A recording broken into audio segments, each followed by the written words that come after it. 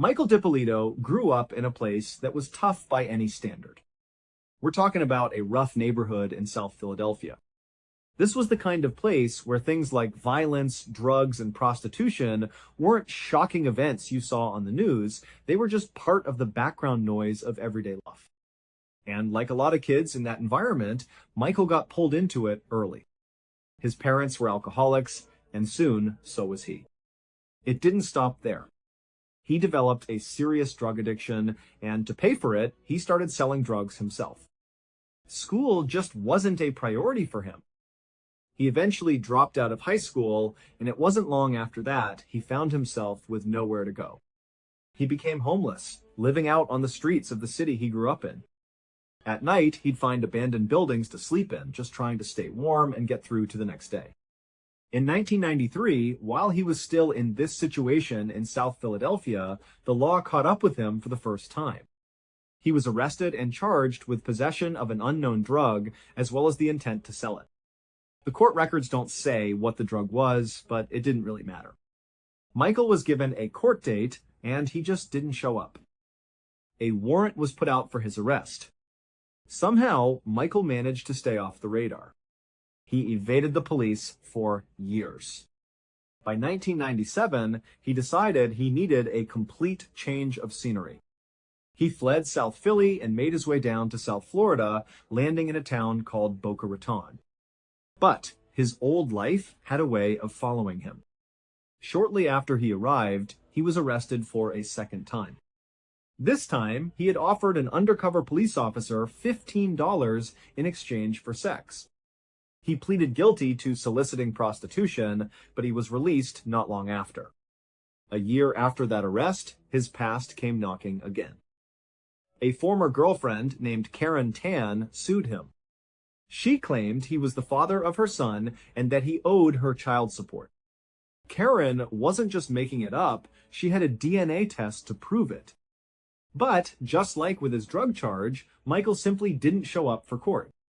After a while, Karen must have realized it was a losing battle, and she gave up and dropped the lawsuit. For Michael, this was probably a huge relief. At the time, he was working through a temp agency, making barely any money. He knew he couldn't afford child support. So after that lawsuit was dropped, Michael decided he needed to find a way to make some real money. And in his search for a better opportunity, he somehow crossed paths with associates of the Bonanno crime family. Now, the Bonanno family is one of the 5 infamous families that dominate organized crime in the United States. They are, quite literally, the Italian mafia. When they met Michael, they saw something in him. He was charismatic, a natural talker. They liked him. And they offered him a job, an illegal one, but a very lucrative one. They gave him a role inside one of their so-called boiler rooms. A boiler room isn't a literal room with a boiler. It's a place where a group of fraudsters work the phones using high-pressure sales tactics to steal money from people. The way it usually works is a fraudster will cold call someone, maybe an elderly person, and tell them about this incredible get-rich-quick investment opportunity. But they'd always say, you have to invest right now, or you'll miss out. When the unsuspecting victim agrees and wires over their money, the fraudster just keeps it. Michael turned out to be incredibly good at this. He was a natural salesman, and he could trick people into giving him their money with ease. And so, it didn't take long for him to realize he could make a lot more if he wasn't just an employee. He wanted to be the boss. He figured if he started his own boiler room, his commission on the money he stole could be much, much higher. So, pretty abruptly, he left the mafia's operation. We don't really know how the Bonanno family reacted to one of their guys just up and leaving to start a competing scam. Michael went on to set up not one, but 2 of his own boiler room scams right there in South Florida. By 2002, he had managed to steal $155,000, but he had spent almost all of it. He lived a lavish lifestyle of fancy hotels, expensive cars, and phone sex lines. The good times, however, were not going to last. In 2002, the police finally caught on to Michael's scams.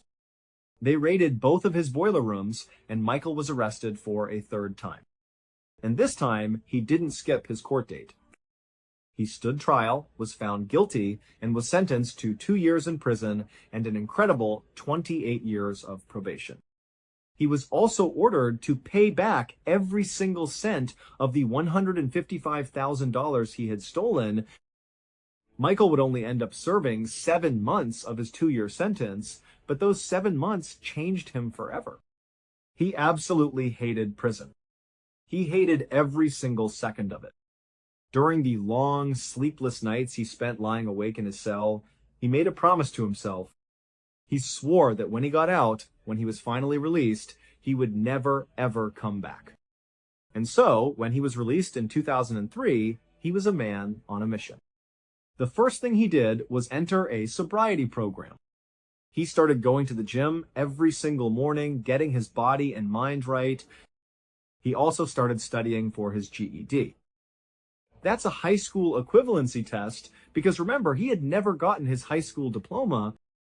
A couple of months later, he passed the test and earned his GED. Then, he started a legitimate business. It was a digital marketing firm he called Mad Money Inc. Over the next several years, Michael did his absolute best to stay on the straight and narrow. He focused on his sobriety, his health, and his business. And for the most part, he succeeded. By 2008, he was still sober, though he'd had a few setbacks along the way. His business, Mad Money Inc., was doing very well, earning him nearly $100,000 a year. But his personal life was about to get very messy. Michael had gotten married back in 2007 to his longtime girlfriend, Maria Luongo. Maria had stood by him through everything, including his time in jail. But that year, in 2008, Michael, who was now 38 years old, cheated on her. He met a 26-year-old real estate agent named Dalia Muhammad at a Starbucks. What was probably intended to be a quick, meaningless fling turned into something more. Michael and Dalia fell in love, and they fell hard. Once Michael knew his feelings were real, he went to his wife Maria and told her everything. He told her he was in love with someone else and he wanted a divorce. Just 3 days after the divorce was finalized, Michael and Dalia went down to the courthouse and got married. The newlyweds moved into a brand new condo that Michael had bought for them in Boynton Beach, a beautiful town in South Florida. And for a little while, their life seemed perfect.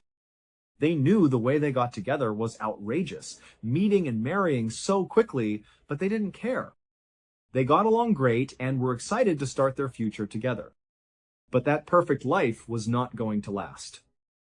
On the evening of the 12th of March 2009, only about a month after they had gotten married, Michael and Dalia were at home in their condo. Suddenly, they heard a knock on the front door.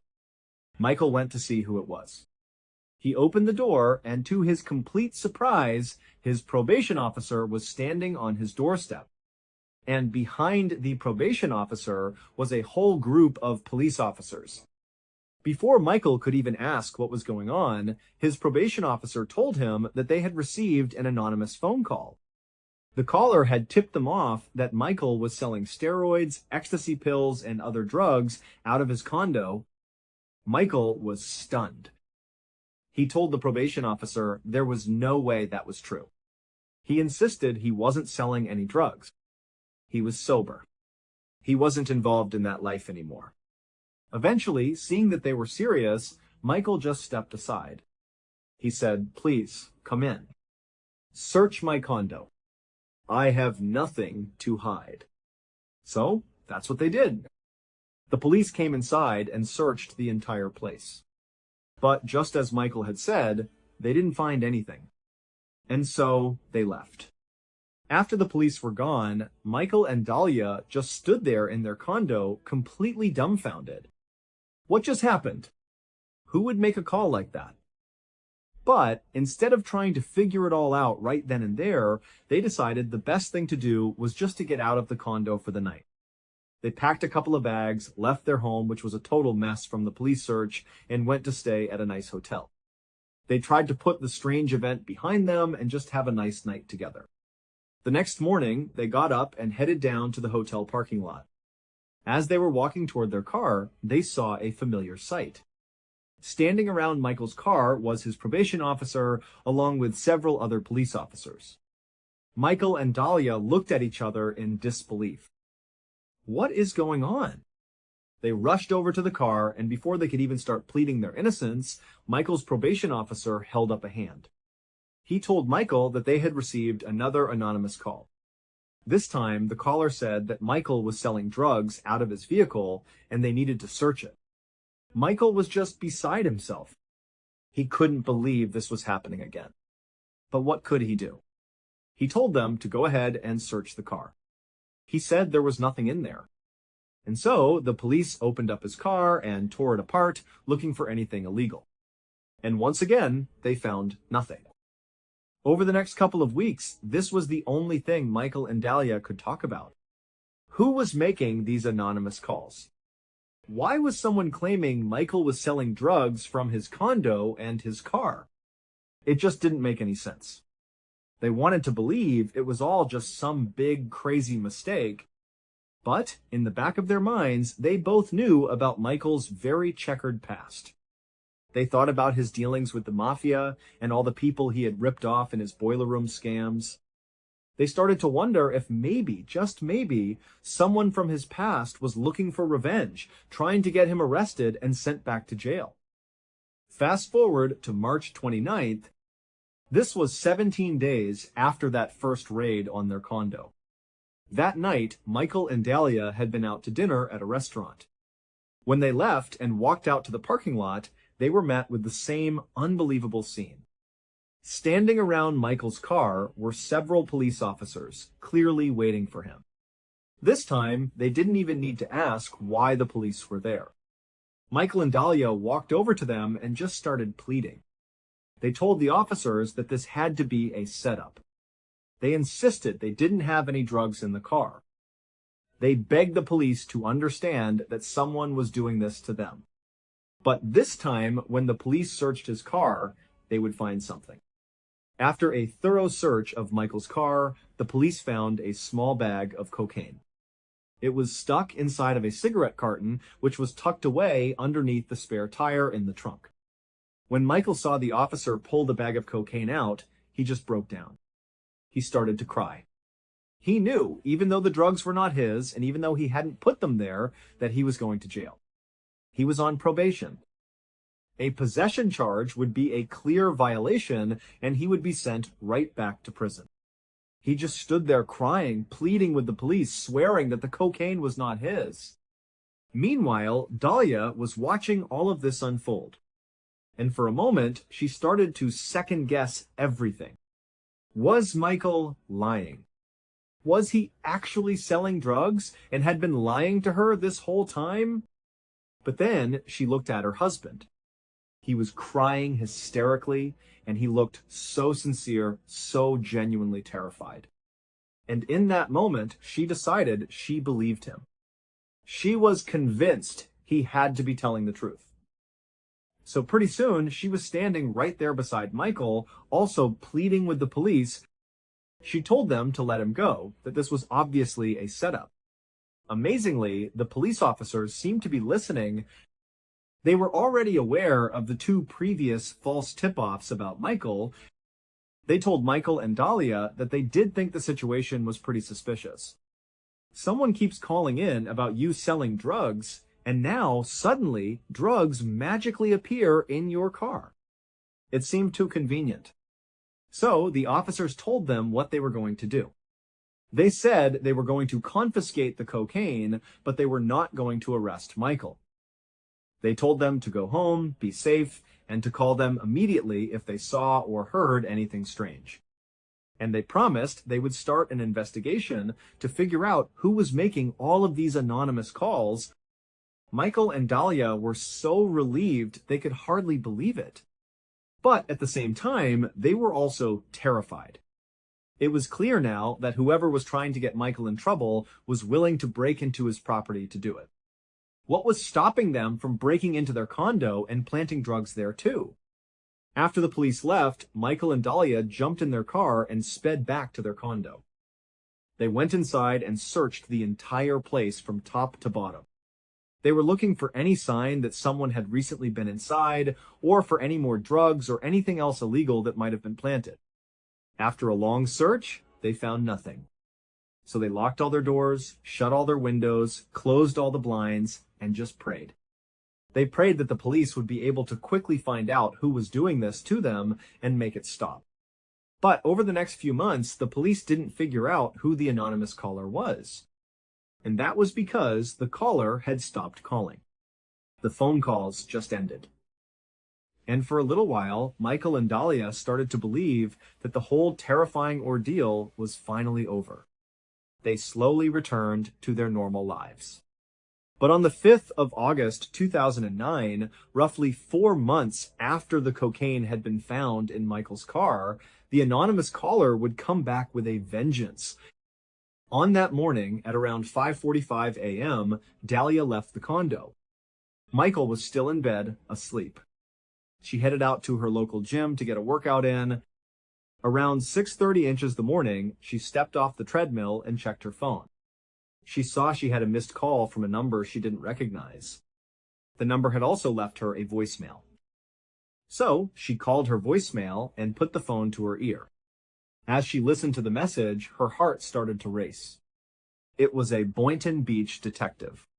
He was telling her that there had been some sort of incident at her condo and that she needed to come back right away. Terrified, Dahlia grabbed her things and ran out of the gym. She got into her car and immediately called the number back. When the detective picked up, she tried to get more information out of him. What kind of incident? What happened? But the detective would only say that it involved her husband, Michael, and that he would explain everything when she got back to the condo. In a total state of shock, Dahlia started her car, sped out of the parking lot, and headed home. When she turned onto her street and saw her condo, she slammed on the brakes. The entire area was a chaotic scene. In front of her condo were multiple police cars, their lights flashing. Police officers were walking all around the property. Yellow crime scene tape was stretched across the front of her home. And inside that taped-off area, there were crime scene photographers taking pictures of her condo. As Dahlia sat there in her car at the end of the street, just staring at this unbelievable scene, one of the Boynton Beach police officers saw her.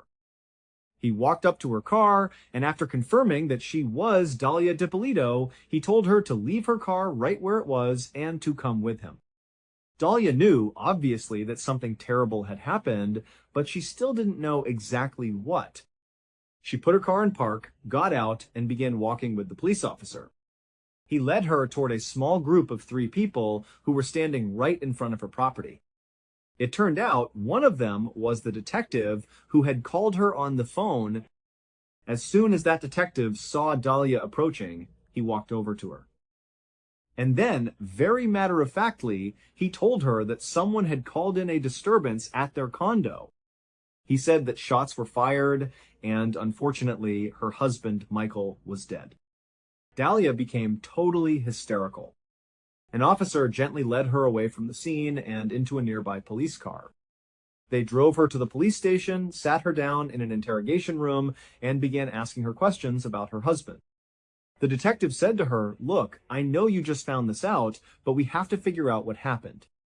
There's a killer on the loose, and we need to find this person and stop them." At first, the conversation was mostly just Dahlia crying while the detective tried to calm her down. But eventually, she started talking. She told the detective all about the anonymous caller who kept phoning the police and claiming Michael was selling drugs. She told him how she and Michael suspected that the caller was probably connected to someone from his past. Maybe someone from the mafia, or maybe one of the victims from his boiler room scams. She said it could be any number of people that Michael had wronged over the years. The detective took diligent notes, listening patiently to everything Dahlia said. Then, during a break in the conversation, he looked at her and said, "Okay, it's time to get serious. I need to know if you know this guy." Dahlia, who had been looking down at the table, looked up, confused about what he was talking about, and then the door to the interrogation room opened. A huge man in handcuffs walked into the room. An officer was yelling, "Come here! Bring this guy in here!" "Get over here." "Do you know who this guy is?" Dahlia looked at the man and said, "Never seen him before." The officer asked the man, "Do you know her?" The man looked at Dahlia. An officer said, "Put your head up and look at her." The man said, "I've never seen her before." The officer then asked him, "What were you doing coming out of her house?" Then he ordered for the man to be taken out of the room. It would turn out Dahlia was lying. She knew exactly who that man was. The truth was, almost immediately after marrying Michael 6 months earlier, she had stolen $200,000 from him. But apparently, that wasn't enough for her. She wanted the rest of his money, and she wanted his condo too. So, she had been the anonymous caller all along. She was the one who kept calling the police, tipping them off that Michael was selling drugs out of the condo and out of his car. She was the one who planted the bag of cocaine in the back of his car. She wanted him to get arrested because she knew that since he was on probation, he would go back to jail for a really long time and she would get everything. But when her efforts failed and Michael didn't get arrested and sent back to jail, Dahlia moved on to Plan B. She reached out to one of her ex-boyfriends and asked him a chilling question. She asked him if he knew any hitmen that could murder her husband. At first, the ex-boyfriend didn't think she was serious, but she kept asking him about it. She started offering to pay for it. She was making it very clear that she wasn't joking around. So the ex-boyfriend basically told her no, he didn't know any hitmen. And then he hung up the phone and called the Boynton Beach Police Department. He told them everything about Dahlia and her plan to hire a hitman to kill her husband, Michael. When the police found out about this plot, they immediately had one of their undercover agents pose as a hitman. They set up a meeting with Dahlia. That undercover agent was the huge guy in handcuffs who was just led into the interrogation room with her. Dahlia had gone to meet this fake hitman. She got into his car, and there was a hidden camera in the back seat filming her the entire time. She was caught on camera saying she wanted to kill her husband. She gave money to the undercover agent as a down payment. Then, just as she was about to get out of the car, the agent turned to her.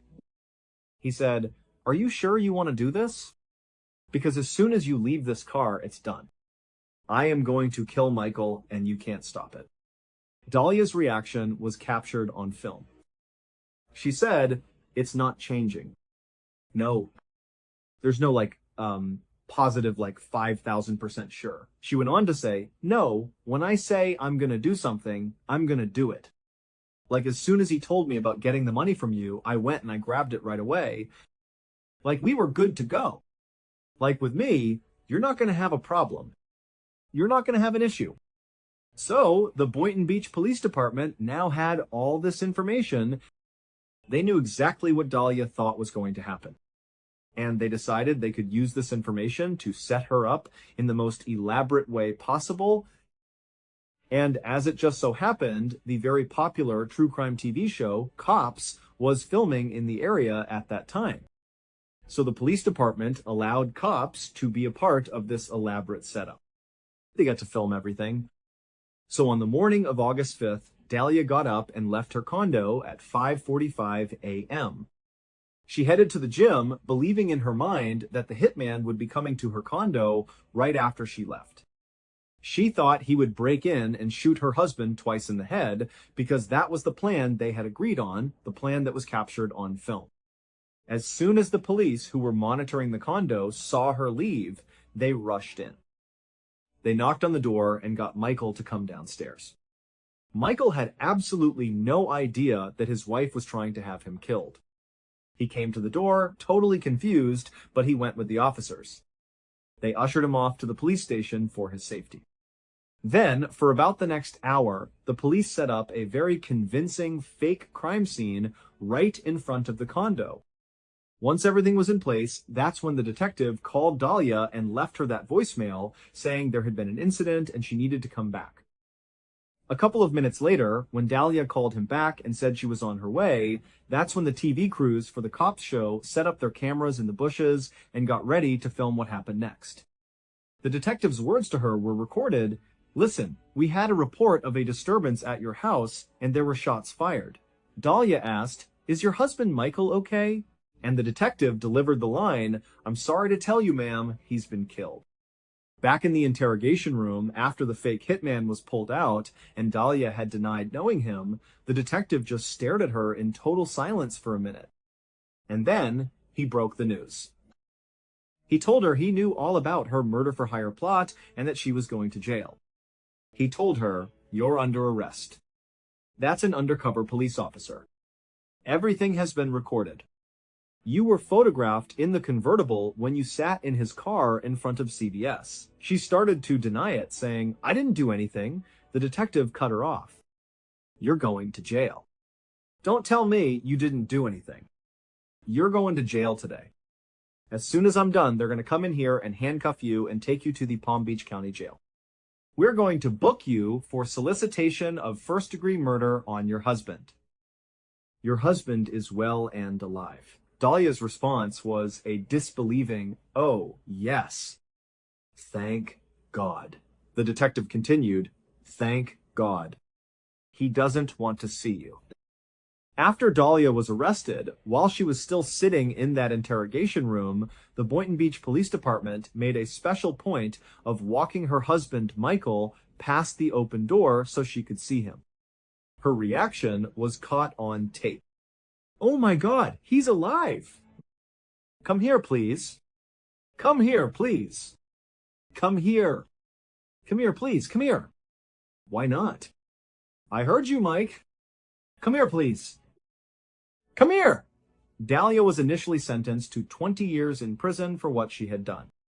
But after a retrial, which was granted because of jury bias in her first trial, her sentence was reduced to 16 years. Thank you so much for watching. Let me know what you thought of today's episode in the comments. And remember, we have a whole playlist of true crime episodes ready for you to binge right now. Until next time, see ya. Sometimes we look for solutions to our problems in the most unusual places. We might seek out a new technique to manage pain or a quick way to solve a financial problem. We do it because we think it's going to make our lives better, easier.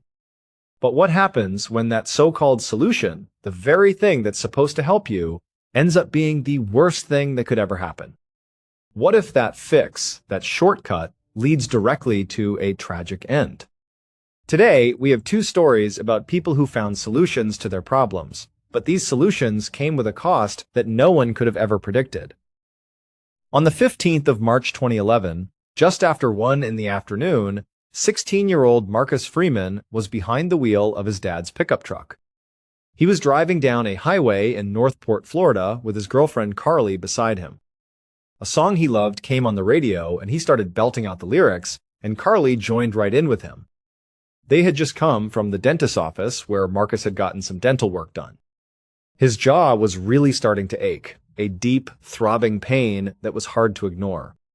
The singing was mostly a way to distract himself from it, and for a little while, it was working. But every time a song would end and a commercial would come on, the pain would rush back, and it was all he could think about. But Marcus wasn't your typical 16-year-old.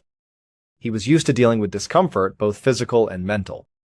He had been working really hard to become the kind of person who could push through pain. He was the starting quarterback for the varsity football team at Northport High, and that came with a lot of pressure. Over the past year, he had gotten serious about his physical fitness. He was doing these incredibly difficult, vomit-inducing workouts to get stronger and faster. He knew that physical toughness was part of the game. And then there was the mental side of things. Being the quarterback, all eyes were on him. The nerves before a big game could be overwhelming. He felt a general level of anxiety that a lot of high performers feel. So, he had started working with a school counselor to develop techniques to manage those nerves, to stay calm under pressure. So, dealing with pain, whether it was the ache in his muscles after a workout or the anxiety in his chest before a game, was something Marcus was actively working on.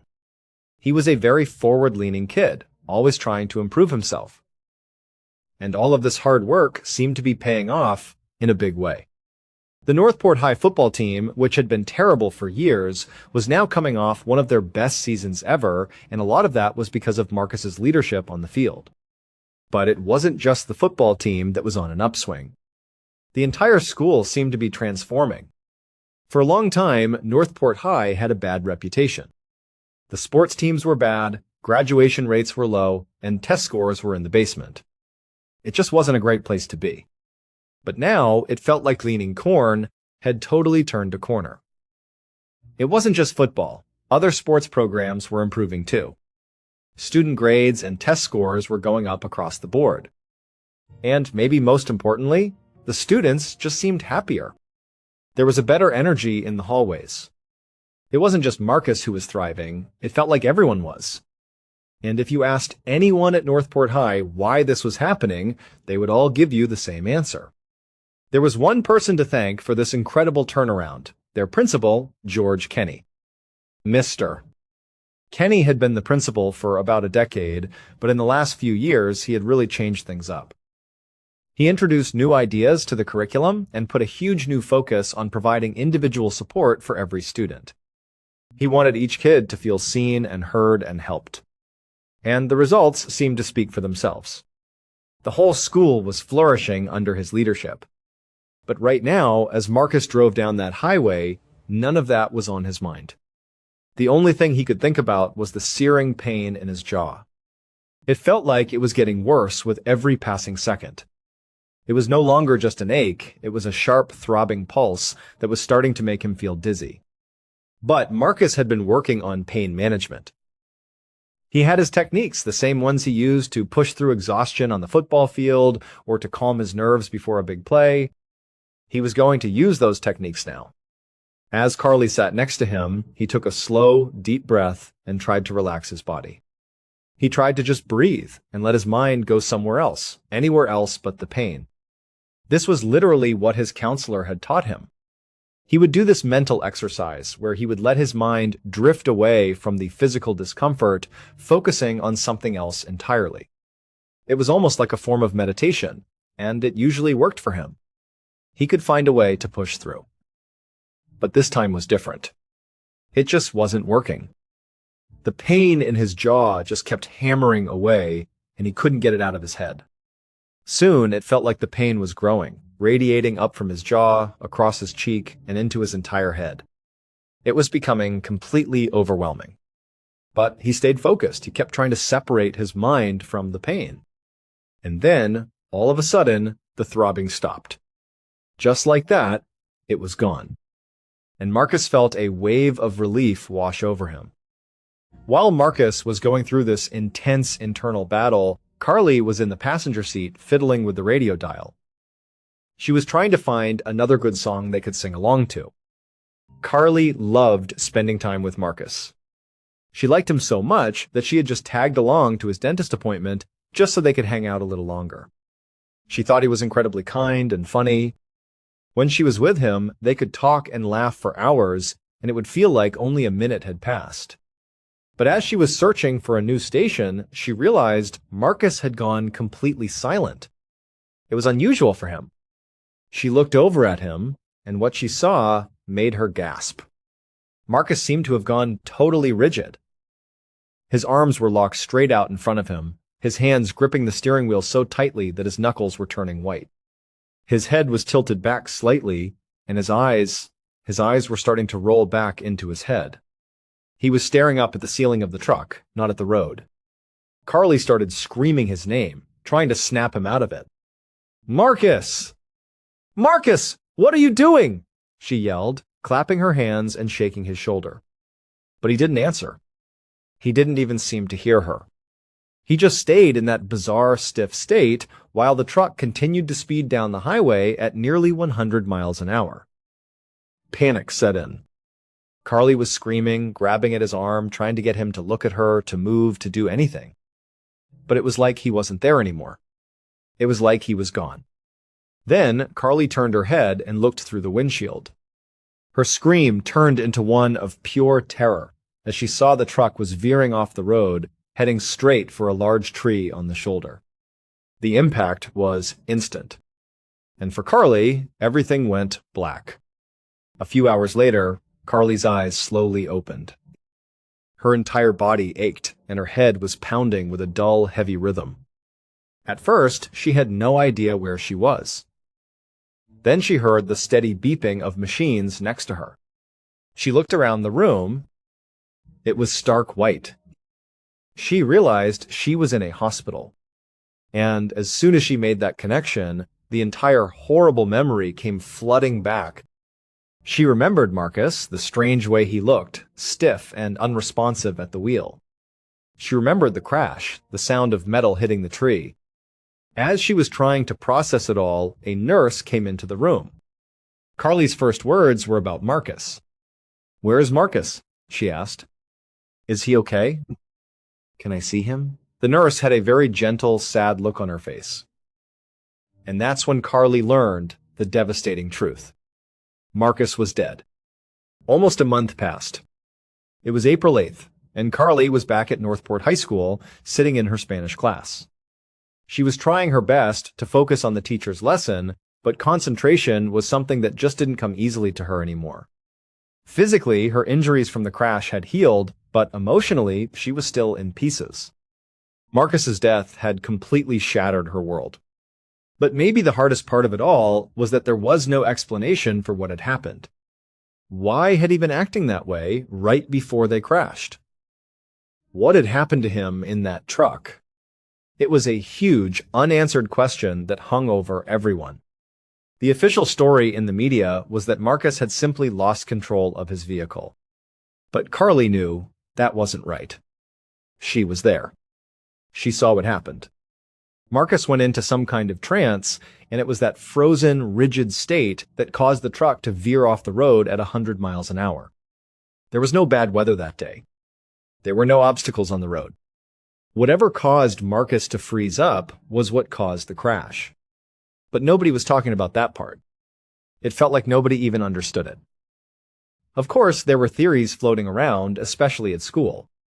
A lot of students thought that maybe Marcus had received some kind of sedative at the dentist and had a delayed bad reaction to it while he was driving. Others wondered if he had just had some sort of random, sudden medical event, like a seizure or a stroke. But when the results of his autopsy were released, it put those theories to rest.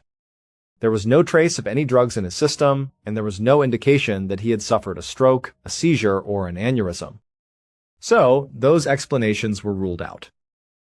Because the crash was considered a tragic accident and not a case of foul play, the police weren't investigating it any further. They had been at the scene, they had documented what happened, but there was no deeper investigation to find out why it happened. For Carly, this was a difficult reality to accept. She knew it was possible that she, and everyone else who loved Marcus, might never get the answers they were so desperate for. It might just remain a mystery forever. And it was so hard to go back to normal life, to sit in class and pretend to be a regular kid again, when there was this giant hole in her life that felt like it would never be filled. But Carly wasn't the only one grieving.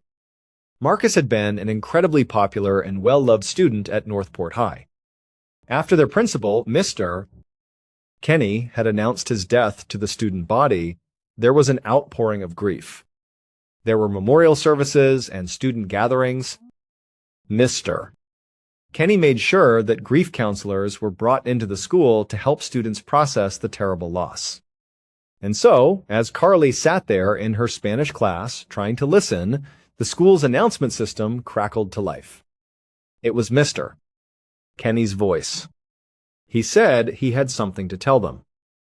Carly could tell immediately from his tone that it wasn't going to be good news. Normally, Mr. Kenny was an upbeat, enthusiastic person. His voice was usually full of energy. But right now, it sounded solemn, and there was a slight tremor in it as he spoke. He started to say something, then he stopped himself and cleared his throat. And then he just said it. Another Northport student has just died. In the weeks that followed that awful announcement, Carly tried to make sense of how it was even possible. 2 students from their school had died in less than 2 months. This second death was different from Marcus's. It was self-inflicted. But still, Northport was a small, tight-knit school. This was not a place where young people just suddenly started dying. It just didn't happen. But then, just a few weeks after that, in early May, Carly's confusion turned into complete and utter disbelief. Another Northport student died. This death was also self-inflicted. The news sent Carly and the rest of the already fragile student body into a state of shock. 2 deaths so close together had been hard enough to process, but 3 was just unthinkable. A dark cloud seemed to settle over the entire school.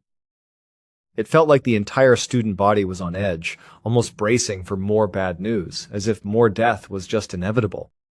One night, not long after the 3rd death, Carly was at home in her room, scrolling through Facebook on her computer. She came across a post from one of her classmates. It was a short post, but when she read it, she couldn't believe she hadn't thought of it herself. The post pointed out that all 3 of the recent deaths had one very specific thing in common. So many people at Northport High, from students to staff to parents, believed that the school's recent incredible improvements were all because of their principal, Mr. Kenny. He was known for being very student-focused, for giving kids a lot of individual attention to help them succeed. But Mr. Kenny also had a secret. For the past 3 years, Mr. Kenny had been holding private meetings with students and staff members to help them with their personal issues. Things like anxiety, pain management, mental health struggles, trouble concentrating, or improving test scores. He was working with them one-on-one to help them become the best versions of themselves. And to do this, he was putting them under hypnosis. Mr.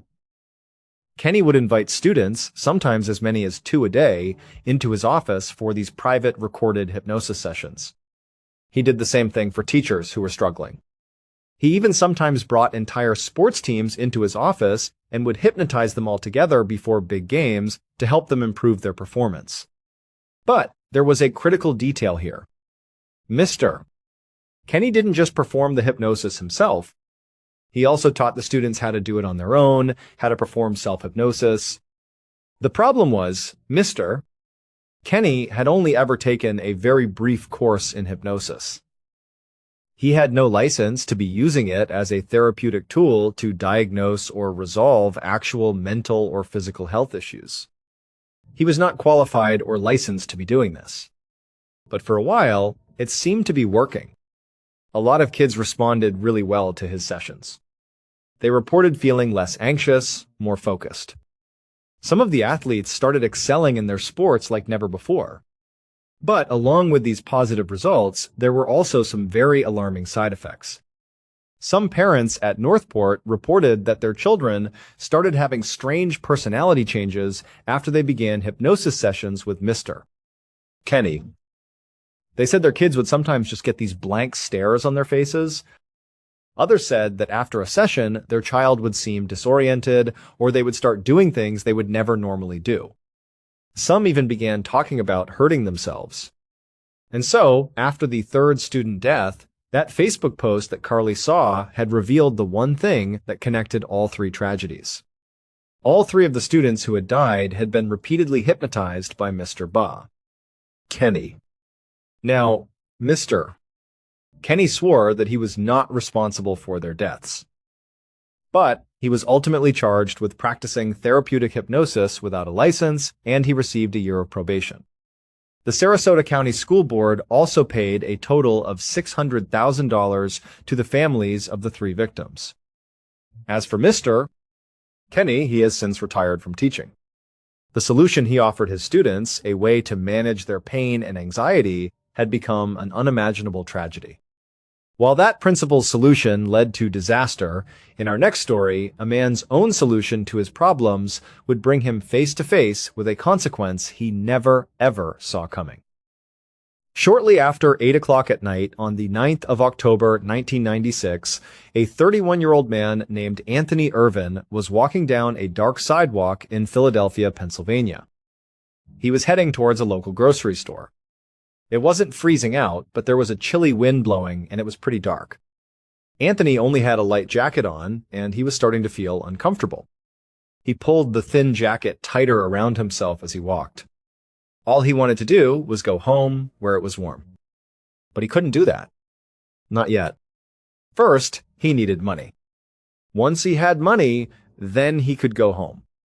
Anthony had lived a pretty rough life. For the most part, he was a career criminal. He hadn't held down a regular job in a very long time. Instead, whenever he needed cash, like he did tonight, he would either steal from a local business or he would mug someone on the street. Over the past 9 years, he had been arrested 8 separate times for crimes like robbery and assault. To the people in his neighborhood, he was mostly just a huge nuisance. Even if some of them felt sorry for his situation, he was still a problem. But despite how often he committed these crimes, they were always relatively petty. So, he never served very much time in prison. He always ended up right back out on the street, and he always ended up right back to his old ways. But tonight, as Anthony walked down that empty road, he wasn't thinking about how his actions affected his neighbors. He was just thinking about finding a place or a person to rob. And tonight, he decided he was going to look for a person. He needed a target. As he walked, he actually started to get a little worried. The street seemed quieter than usual. There was almost nobody out. He started to think that if he didn't find someone soon, he was going to be out of luck for the night. No money. But just then, he saw someone up ahead. A young man turned the corner and started walking up the sidewalk, right in Anthony's direction. He looked like a smaller guy, younger, and he was all by himself. And right away, Anthony thought, perfect. This is my mark. I'm going to rob this guy. So Anthony started walking towards this unsuspecting young man. As he got closer, he had a sudden realization. He knew this person. It was his neighbor, Harry. And Anthony thought to himself, oh, this is even more perfect, because he knew Harry. He knew that Harry was super soft-spoken and gentle. He was a calm person. He's not going to put up a fight. He's going to be so easy to rob. Sure, it was a terrible thing to do, to rob your own neighbor. Harry would know it was him. But Anthony figured, what's he going to do about it? So Anthony marched right up to Harry and stopped directly in front of him, completely blocking his path on the sidewalk. And then Anthony delivered his classic, time-tested mugging threat. A few minutes later, a detective with the Philadelphia Police Department named Perry Kelly was driving his cruiser fast down a city street. He had gotten a call about a mugging in progress, and he was hoping he could get there in time to catch the person responsible or at least get a look at them before they got away. So Kelly turned a corner and pulled up in front of the address he'd been given. As his headlights swept across the sidewalk, he saw 2 men. One of them was lying motionless on the ground. The other one was sitting right on top of him. And Detective Kelly's first thought was, perfect. I got him. He assumed the man on top was the mugger. He had caught him in the act. He was about to jump out of his car and make an arrest. But he was wrong. When Detective Kelly got out of his car and learned what had actually happened there, it would turn out to be the single strangest thing he had ever encountered in his entire 25-year career. So, when Anthony mugged people, he had a specific method he always used. He would put his hand deep into his coat pocket and press his fingers forward, making it look like he was holding a gun inside the pocket. He would aim his hand towards his target and say something like, "Hey, I got a gun. Give me all your money or I'm going to shoot you." And it usually worked. People would look down, they'd see the bulge in his jacket that they thought was a gun, and rather than risk it, they'd just hand over their wallets. It wasn't worth finding out if the gun was real or not. Anthony would grab the money and take off. He was thinking that this exact trick would work perfectly on Harry. This meek young kid would be an easy score. So he walks up to Harry, stands in front of him, and blocks his way. Harry, who hadn't seen him coming, actually bumps into him and seems confused. And that's when Anthony delivers the line. His hand is in his pocket, pretending it's a gun. Hand over all your money or I'm going to shoot. But Harry, whether he believed Anthony had a gun or not, had no way of seeing it to confirm. because Harry was blind. And Anthony knew Harry was blind. They were neighbors. In Anthony's mind, that's what made him such a perfect victim. He was going to rob the small blind kid from down the street. That was his plan. But what Anthony didn't know, what he couldn't have possibly known, was that in addition to being blind, Harry also happened to be a karate master and a master wrestler as well. So when Harry was suddenly confronted by a man telling him he was about to be shot, his self-defense instincts took over instantly. He grabbed Anthony, flipped him completely over his shoulder, and slammed him hard into the concrete ground. The impact broke Anthony's neck, and he was killed instantly. And then Harry simply sat on top of his body and waited for the police to arrive. Harry was never charged with any crime in connection with Anthony's death. It was clearly determined that he had acted in self-defense. And even though the media at the time called him a hero for what he did, Harry himself felt terrible that he had killed Anthony. He never meant for that to happen. He was just protecting himself. He later called the whole thing a tragedy. It leaves you wondering how many other solutions are out there just waiting to become someone's greatest tragedy. But after hearing these stories, you will wonder, how many times do we often trust something just because it is said to help us? And how do we know when a solution has quietly crossed the line into something dangerous? Currently, we are constantly seeking quicker solutions for stress, pain, and pressure. The real question is whether we are solving our problems or just handing them over to things we don't fully understand. Thank you so much for watching. In 1956, the SS Andrea Doria was more than just a ship. It was a floating masterpiece, a symbol of Italy's recovery and pride after the war. It was the country's largest, fastest, and by all accounts, its safest ocean liner. When you stepped on board, you were stepping into a world of luxury, but for all its beauty and engineering, this ship would be remembered for something else entirely. On July 25th of that year, the Andrea Doria was on its way to the United States, gliding through the Atlantic. But as it neared the East Coast, it sailed into a wall of thick, heavy fog. Following standard procedure, the captain slowed the massive vessel down to a crawl and sounded the ship's powerful fog whistle, its deep moan cutting through the eerie silence. A little while later, another ship entered that same blanket of fog. This was the SS Stockholm, a Swedish ocean liner. The problem was the crew of the Stockholm had no idea the Andrea Doria was anywhere near them. Both ships were equipped with radar, which was still relatively new technology at the time. And unfortunately, on this night, both crews were misinterpreting the signals they were seeing on their screens. They saw blips, but didn't understand what those blips truly represented. Critically, neither vessel made any attempt to communicate with the other as they charged blindly toward one another through the dense gray mist. Eventually, the moment came when the two ships were close enough for visual contact. Lookouts on both decks would have seen the ghostly silhouette of another liner suddenly emerge from the fog. But by then, it was far too late. A collision was unavoidable. At 11:10 p.m., the reinforced ice-breaking bow of the Stockholm slammed directly into the side of the Andrea Doria. The steel tore through the hull like it was paper, penetrating over 40 feet deep into the Italian ship before wrenching itself back out. The impact was catastrophic. It instantly killed 46 people on the Andrea Doria. On the Stockholm, 5 crew members lost their lives. When the news of the disaster broke, it became an international headline. Every major news outlet scrambled to cover the story. In the United States, ABC News assigned the story to one of their most respected correspondents, a man named Edward Morgan.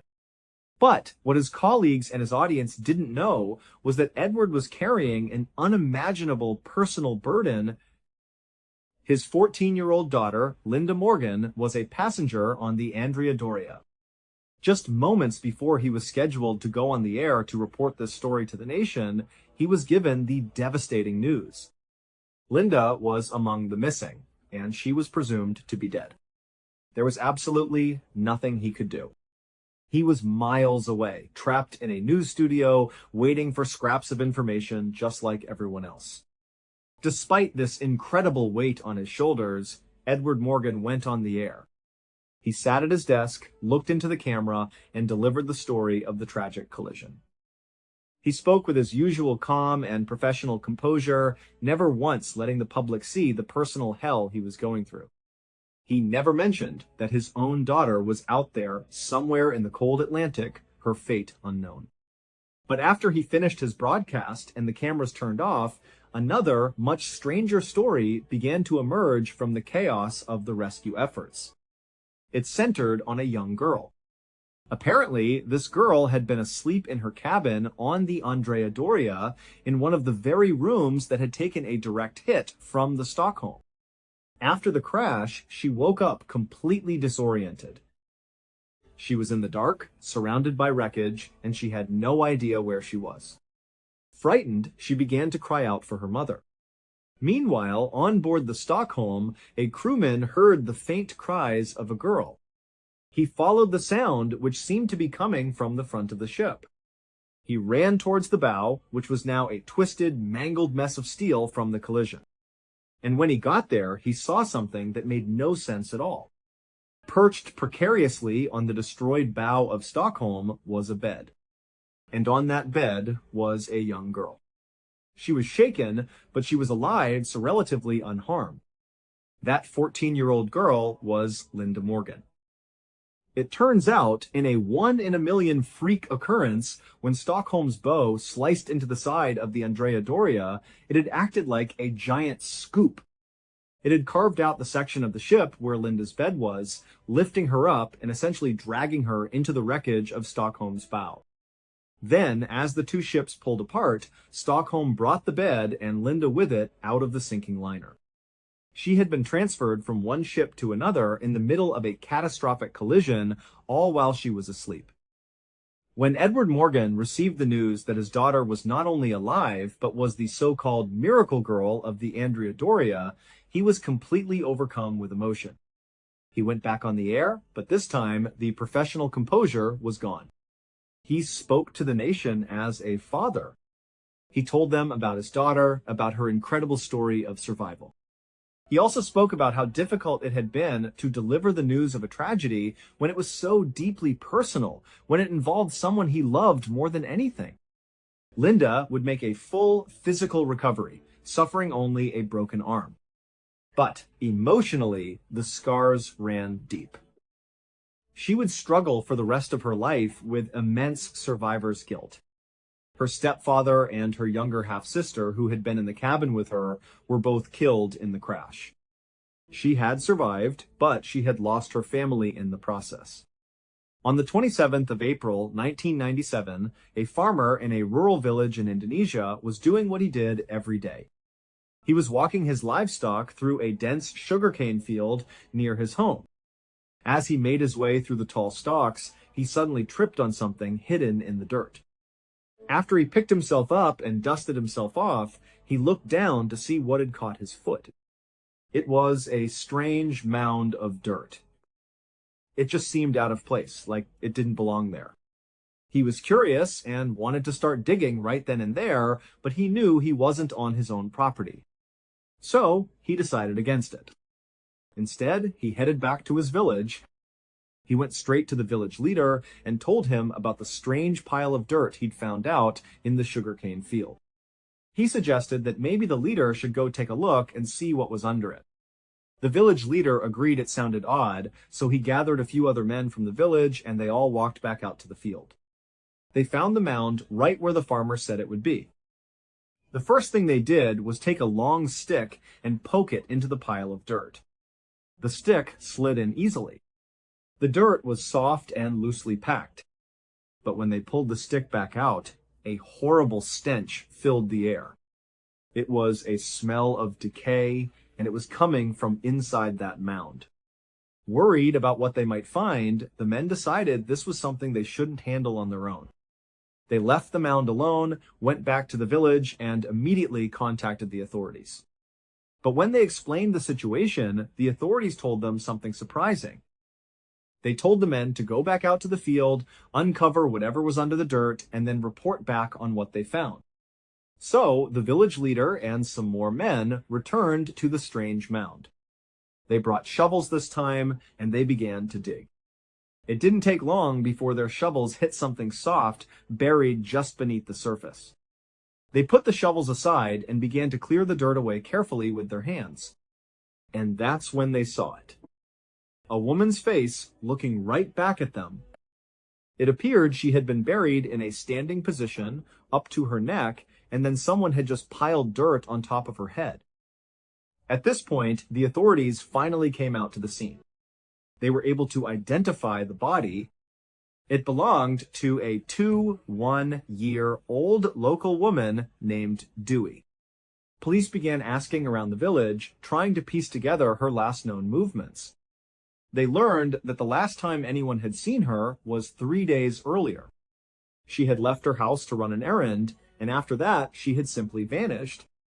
Just a few hours after Dewey's body was discovered, a 5-year-old boy who drove a rickshaw came to the police station. He had information. He told police that 3 days earlier, on the evening of April 24th, the very same day Dewey was last seen, she had hired him for a ride. When she got into his rickshaw, he asked her where she wanted to go. But her answer was strange. She told him she couldn't give him a specific destination. Instead, she just wanted him to start driving in a particular direction, and she would give him more instructions as they got closer. This really intrigued the young driver. It was a very unusual request. After they had been driving for a bit, he turned to her again and asked if she could tell him anything more about where they were going. He told her it was weird that she was being so secretive. Finally, Dewey gave in. She told him she was going to see the shaman.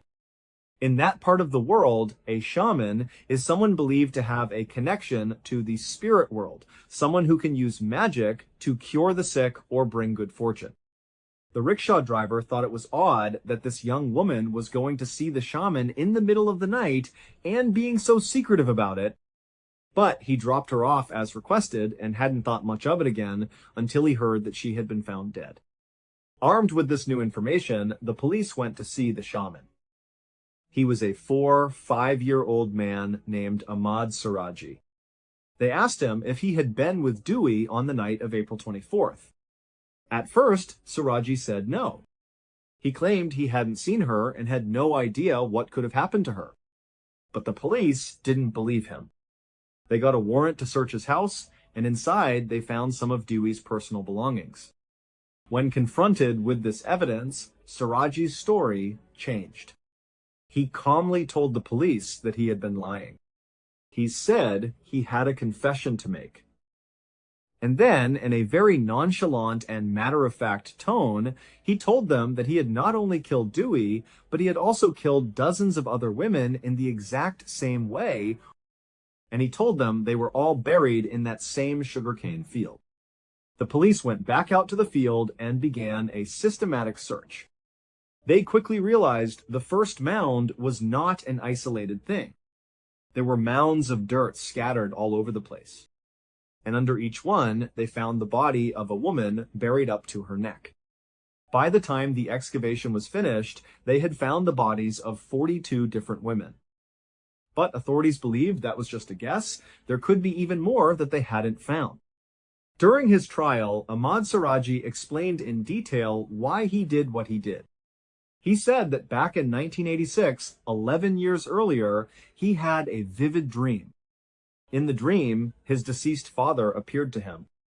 His father gave him a specific instruction. He had to drink the saliva of 70 women. If he did this, his father told him he would become immortal. When Siraji woke up, he didn't dismiss it as just a strange dream. He fully believed he had just had a real conversation with the spirit of his dead father. So he decided to do exactly as he was told. The only problem was his father hadn't explained how he was supposed to get the saliva from these 70 women. After thinking about it for a few days, Siraji decided that the most efficient way to complete his task would be to kill the women and then forcibly take their saliva. To find his victims, Siraji began spreading a rumor around his village. He told people he was a powerful shaman with supernatural abilities. Specifically, he claimed he could grant women everlasting beauty and great riches. And many people, desperate for a better life, believed him. As the rumor spread to surrounding villages, women started coming to him requesting his services. He would tell them to come back to his house late at night when it was completely dark, and he would stress that they must not tell anyone where they were going. Once a woman arrived, she would come inside and pay him a fee, which was roughly the equivalent of $300. Then he would tell her that to receive her beauty and riches, they needed to perform a special ritual. They would leave his house, cut through a nearby cemetery, and walk out into the vast sugarcane field. After walking for a while, Siraji would stop. He would hand the woman a shovel and tell her to dig a hole in the ground, assuring her that this was all part of the ritual. He would stand and watch as she dug a hole that was about waist deep.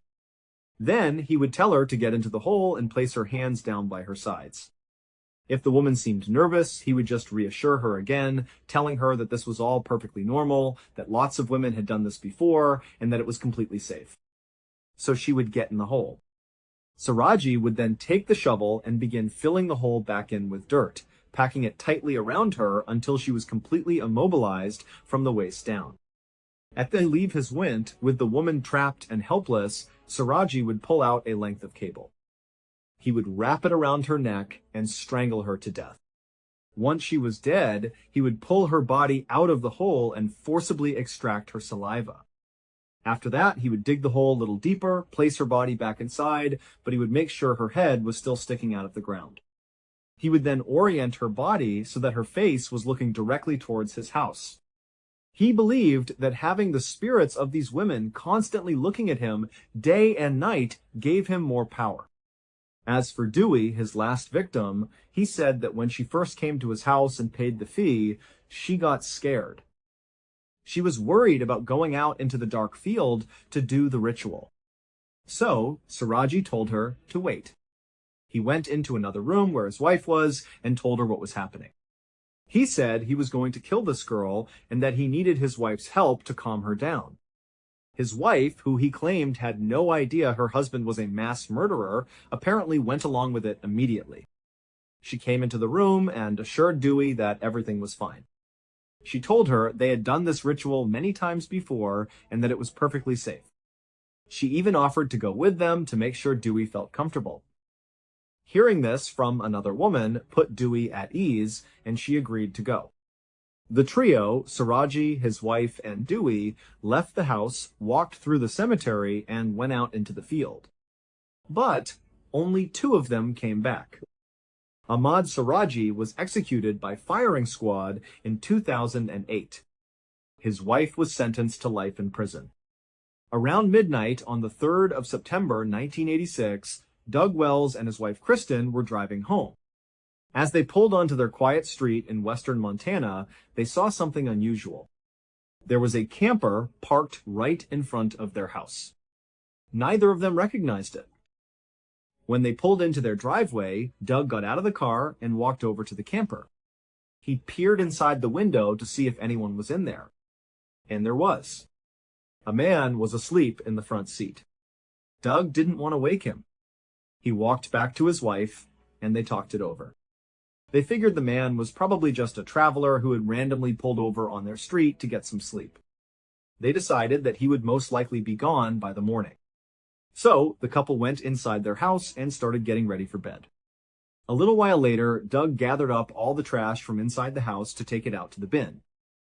As he stepped outside, he saw a figure standing in his front lawn. It was the same guy who had been sleeping in the camper. Doug cautiously walked down his front steps. He called out to the man, asking what he was doing there. The man immediately put his hands up and said he didn't mean any harm. He introduced himself as Wayne Nance and said he actually worked with Doug's wife Kristen at a local furniture store. Wayne then launched into a story. He said he happened to be driving down their street earlier in the day, and he saw someone standing outside one of their windows looking into the house. He knew it was Kristen's house, and he could see that no one was home. So he decided he would just park his camper out front to try and scare the person off, and he would wait for Kristen and Doug to get back. But by the time they arrived, he had fallen asleep. Doug was completely caught off guard by all of this. Here was a guy on his property talking about some other guy who was lurking around his property. It was unsettling. He asked Wayne if he had seen the prowler again after that first time. Wayne said no, he hadn't, but he explained that he didn't have a flashlight. He then made an offer. He suggested that if Doug went inside and got some flashlights, the two of them could walk the property together and make sure nobody was hiding in the dark. Doug thanked him for the offer. It seemed like a neighborly thing to do, even though it was a strange situation. He said to Wayne, "Why don't you come inside the house and I'll go look for those flashlights?" So Doug led the way, opening his front door. As soon as Wayne Nance stepped inside the house and shut the door behind him, he pulled out a metal pipe he had been hiding.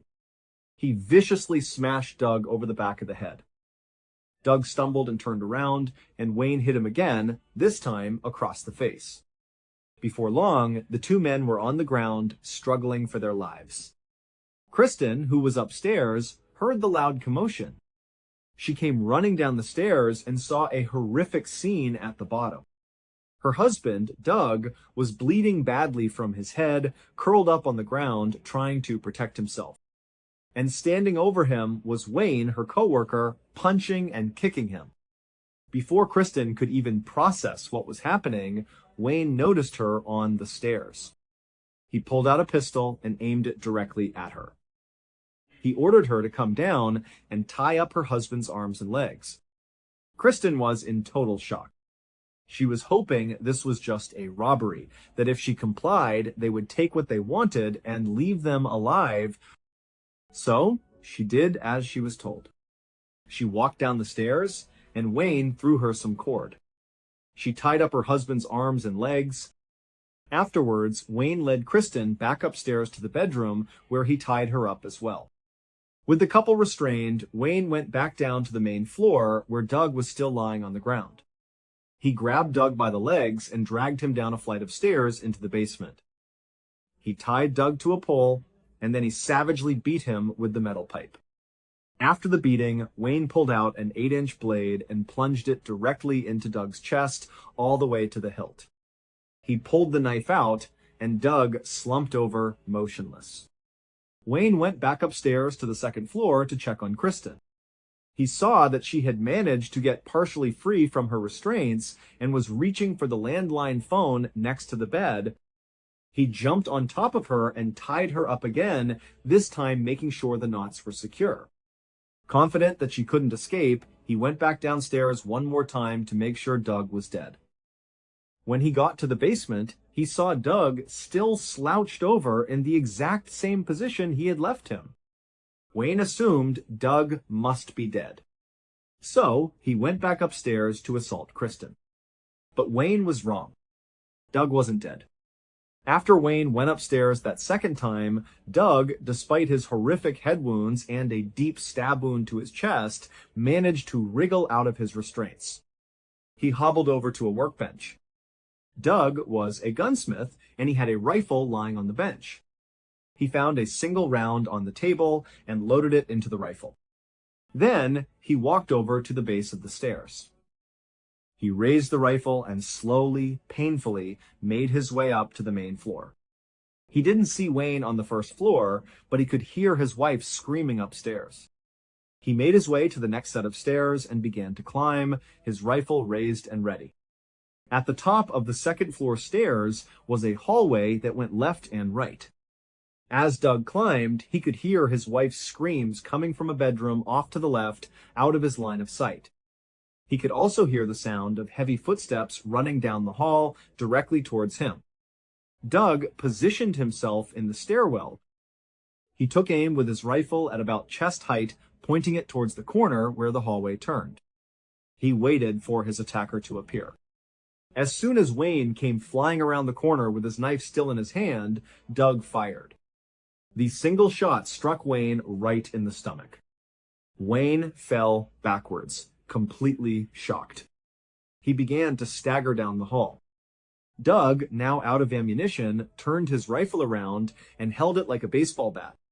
He walked down the hall and just started smashing Wayne as Wayne stumbled and tried to get away.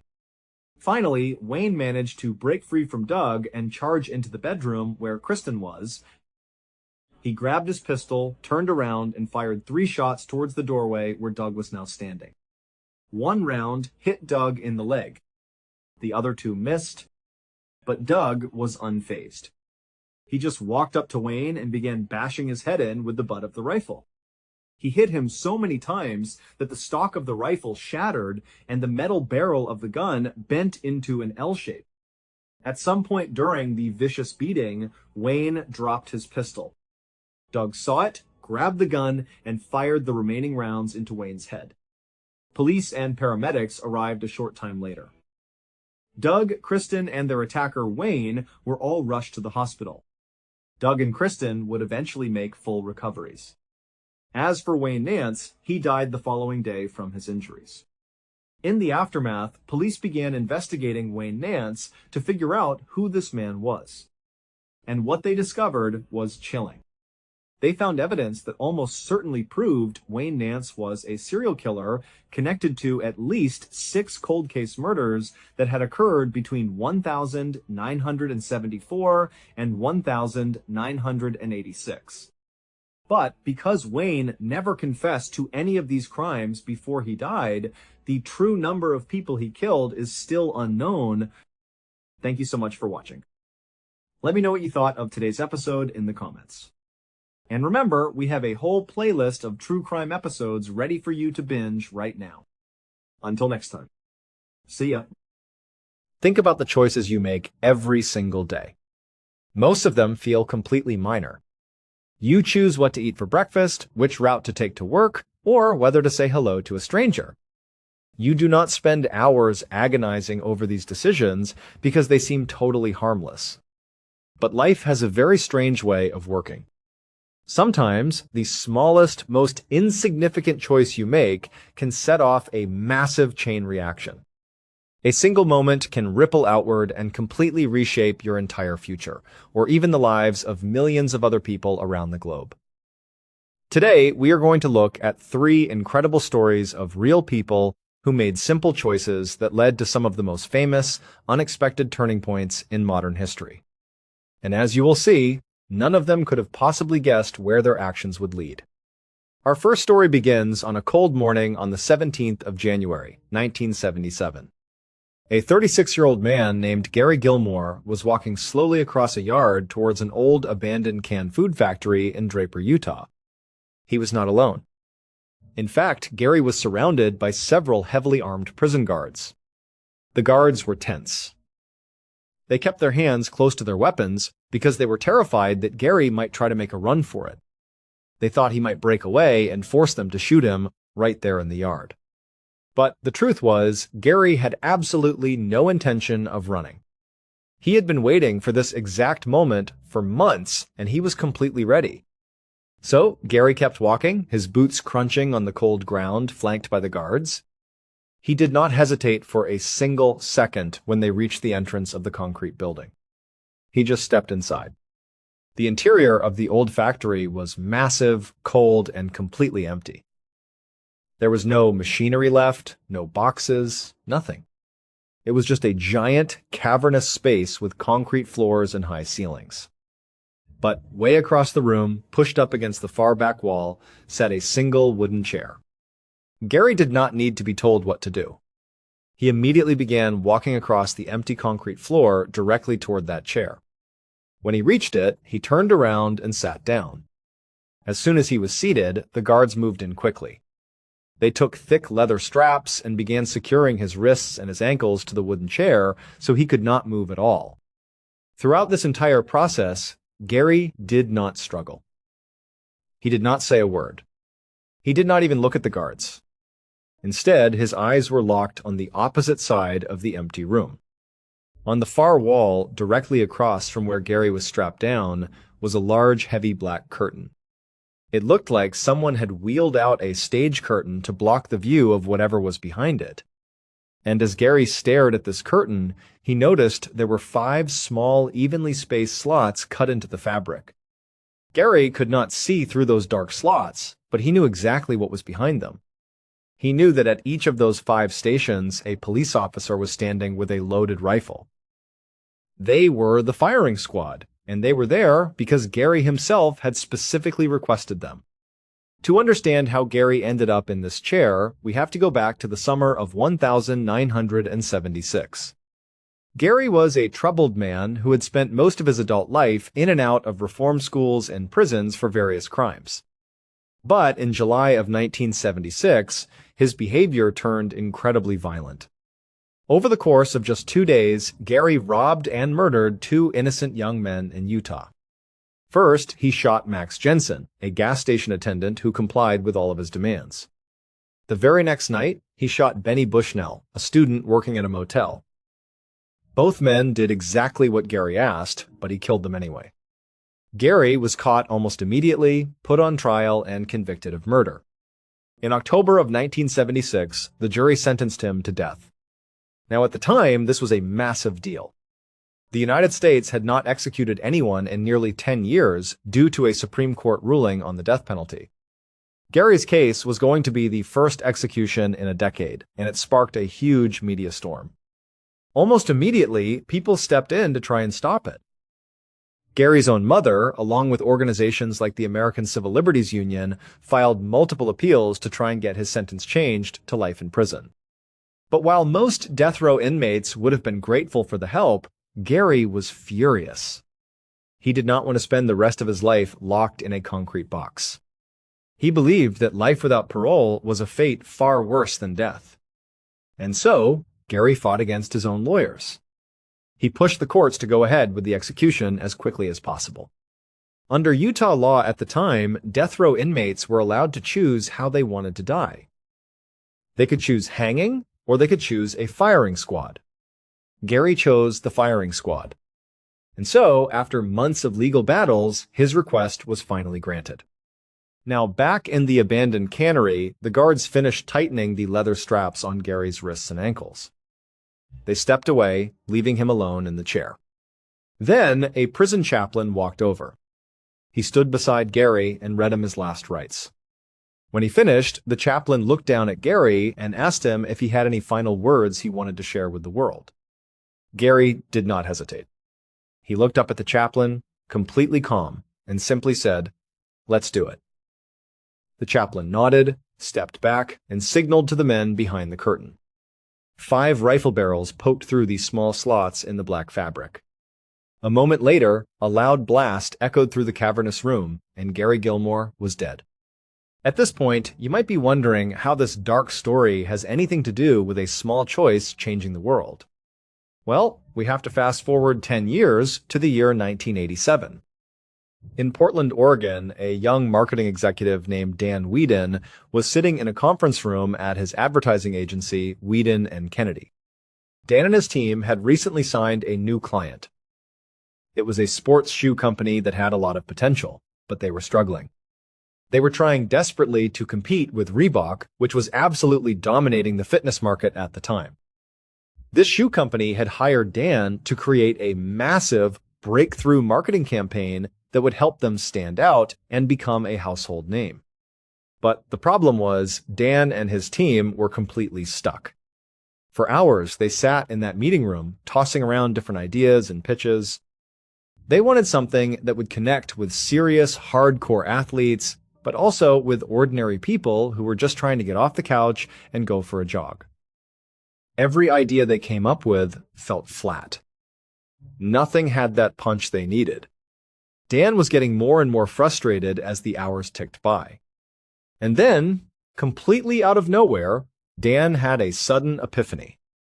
He was not even sure why the thought entered his mind, but he suddenly found himself thinking about the execution of Gary Gilmore from 10 years earlier. Like millions of other Americans, Dan had watched the news coverage of the execution back in 1977. And for some strange reason, as he sat in that frustrating meeting, he remembered the very last words Gary had spoken right before the rifles fired.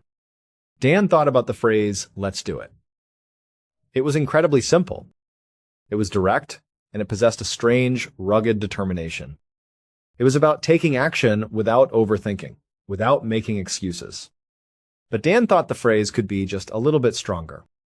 He decided to tweak it slightly to make it sound more universal. He changed the word let's to the word just. And so, the phrase became, just do it. Dan pitched the three-word slogan to his client, which was Nike. At first, the executives at Nike actually hated it. Phil Knight, the co-founder of the company, thought it was a terrible idea and a waste of money. But Dan convinced them to trust his instinct and run with it. In 1988, Nike launched their first commercial featuring the new slogan showing an 80-year-old man running across the Golden Gate Bridge. The campaign was an overnight sensation. The slogan resonated deeply with people all over the world. Within just a few years, Nike's sales skyrocketed, doubling their business and turning them into the multi-billion-dollar global empire they are today. All because a creative director in Oregon randomly remembered the final words of a convicted killer facing a firing squad. Our second story takes us to the city of London in the year 2009. A 23-year-old aspiring actor named Chris was walking down a busy street on his way to a date. Chris was incredibly stressed out. He had very little money in his bank account, and he was struggling to pay his rent. He desperately needed a big break, and he was hoping that his luck was about to change because the very next morning he had an incredibly important job interview. But for tonight, Chris had to focus on his date. He wanted to make a good impression, but his empty wallet made things very difficult. He could not afford a fancy restaurant or a nice bar. And so, as they walked through the chilly London air, Chris made a choice. He decided to take his date into a local McDonald's. Now, this McDonald's was not a romantic spot. It was extremely loud, the floors were sticky, and it was absolutely packed with people who had been out drinking. But it was the only thing Chris could afford. He looked at his date, feeling a bit embarrassed, and asked if this was okay. She was incredibly understanding. She just smiled, told him it was perfectly fine, and they got in line to order. After they got their food, they turned around to find a place to sit. But the restaurant was so crowded that every single table was completely full. Chris and his date began walking through the dining area, looking for any open spot. Finally, Chris spotted a table where a single man was sitting by himself. The man was quiet, minding his own business, and eating his meal. Crucially, there were 2 empty chairs at his table. Chris walked over, trying to be as polite as possible, and asked the man if they could sit in the empty chairs. He promised they would not bother him and would leave as soon as they finished eating. The man looked up, shrugged, and told them to go ahead. Chris and his date sat down, and they began to eat and talk. But the problem was, Chris was incredibly distracted. His mind kept drifting to the massive job interview he had scheduled for the next morning. He was so anxious about it that he was barely paying attention to the conversation. He just wanted to finish his food, walk his date home, and go to bed so he could be fully rested and focused for the interview. As Chris sat there lost in his thoughts, he suddenly realized that the atmosphere at the table had completely changed. The man sitting across from them had stopped eating. He had turned his head and was now staring directly at Chris's date. The look on his face was not friendly at all. It was aggressive and intensely uncomfortable. Before Chris could even ask what was going on, the stranger opened his mouth and began hurling incredibly cruel insults at Chris's date. He started making fun of the way she looked and the way she talked. Chris was stunned. He looked at his date, then back at the man, trying to understand why this stranger was suddenly attacking them out of nowhere. But the man did not stop. He looked directly at the young woman and called her an ugly pig. Now, Chris had never been in a physical fight in his entire life. He was a gentle guy, and he hated violence. On top of that, Chris was not a particularly large man. He stood at about 5 feet, 8 inches tall. But hearing this stranger brutally insult his date was more than he could take. He decided he had to stand up for her. Chris stood up from his chair, looked at the man, and told him to get up. But as soon as the stranger stood up, Chris realized he had made a massive mistake. The man was an absolute giant. He towered over Chris, blocking out the bright fluorescent lights of the restaurant. But Chris knew he could not back down now.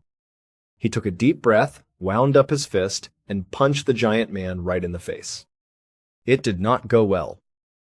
The punch barely registered, and the massive stranger immediately proceeded to beat the living crap out of Chris right there in the middle of the crowded McDonald's. He threw Chris to the ground, hitting him repeatedly while the other customers watched in shock. By the time the giant finally stopped and wandered out of the restaurant into the night, Chris was bruised, bleeding, and utterly humiliated. Chris and his date left the restaurant immediately. Chris kept apologizing over and over again, feeling like a complete failure. His date tried to reassure him, but they were both incredibly shaken up. They went their separate ways, and Chris went home, crawling into bed with his body aching. The next morning, Chris woke up early. He walked into his bathroom, looked in the mirror, and gasped. His face was a total mess. He had a massive, swollen black eye, and his jaw was deeply bruised. He looked like he had just escaped a war zone. Chris felt a wave of pure panic. He was supposed to walk into a high-end professional job interview in just a couple of hours. He wondered if he should just call and cancel. How could anyone take him seriously when he looked like a street brawler? But Chris knew this was the biggest opportunity of his career. He decided he could not let his fear ruin his chances. He put on his best suit, walked out the door, and headed to the interview. When he arrived at the office, he was escorted into a room with the interviewers. As soon as he walked in, he could feel their eyes lock onto his massive black eye. It was incredibly awkward. Nobody asked him about it, and Chris did not want to explain that he had gotten beaten up at a McDonald's the night before. He just tried to remain confident, deliver his lines, and ignore the physical pain in his face. By the end of the meeting, Chris was convinced he had completely blown it. He thanked them for their time and left the building, assuming he would never hear from them again. But a few days later, Chris received a phone call that would change his life forever. It turned out that the interviewers did not hate his black eye at all. In fact, they absolutely loved it. You see, the job Chris was interviewing for was not an office job. It was an audition for a starring role in a massive new fantasy television series. The character they were casting was a gritty, battle-hardened young warrior who constantly found himself in dangerous, violent situations. When Chris had walked into the room looking like he had just been in a real fistfight, the casting directors realized they did not need to use makeup to make him look tough. He looked completely authentic, rugged, and real. They offered Chris the role on the spot. That television show was Game of Thrones, and Chris was cast as the legendary character Jon Snow. Today, the world knows him by his stage name, Kit Harington. He went from being a broke, young actor who could barely afford a cheap meal to a global superstar nominated for multiple Emmy and Globe Awards. All because he made the brave, impulsive choice to stand up to a giant in a London McDonald's. Our third story takes us back to the year 1925, to the campus of Dartmouth College in New Hampshire. A 21-year-old college senior named Ted was sitting inside his dorm room surrounded by his closest friends. The group had managed to get their hands on a bottle of gin, and they were busy pouring drinks and celebrating. Now, to understand the gravity of this situation, we have to remember the time period. In 1925, the United States was in the middle of Prohibition. The law made the manufacture and consumption of alcohol completely illegal. It did not matter that they were 21 years old. Having that bottle of gin in their dorm room was a serious crime that could result in arrest. But Ted was willing to take the risk because he had so much to celebrate. He was a brilliant senior who was about to graduate with high honors. More importantly, he had just been named the editor-in-chief of Dartmouth's humor magazine, The Jack-O-Lantern. For Ted, this was a massive deal. He had dreams of becoming a professional writer and cartoonist. Being the editor was the perfect stepping stone to a successful career. So, feeling incredibly happy and successful, Ted took a drink and passed the bottle around. But as the night went on and they got louder, they suddenly heard a loud knock on the door. The room went silent. Ted got up, opened the door, and his heart sank. Standing in the hallway were 2 police officers and the college dean. Ted and his friends were caught red-handed. Fortunately, the police decided not to press criminal charges, so nobody went to jail. The school also decided not to expel Ted or his friends, allowing them to graduate. But the school still handed down a severe punishment. Dartmouth stripped Ted of his academic honors and forced him to step down from his position as editor-in-chief of the Jack-o'-lantern. To make matters worse, the dean decreed that he was completely banned from submitting any writing or drawings to the magazine. Ted was devastated. Losing the position felt like his entire future was being ripped away. He spent days in his room wondering how he would ever get his career off the ground if he could not even publish his work in a college paper. At first, Ted thought about pleading with the dean to lift the ban. But he knew the administration was incredibly strict, and they were definitely not going to change their minds. He was completely stuck. But then, Ted had a brilliant idea. He realized that while he was banned from submitting work under his own name, the magazine's staff still accepted submissions from the general public. They did not always verify the identity of the people sending in cartoons. So, Ted made a clever choice. He decided to create a secret identity, a pen name. He drew a series of new cartoons and signed them with a completely different name. He decided to use his middle name, which was his mother's maiden name.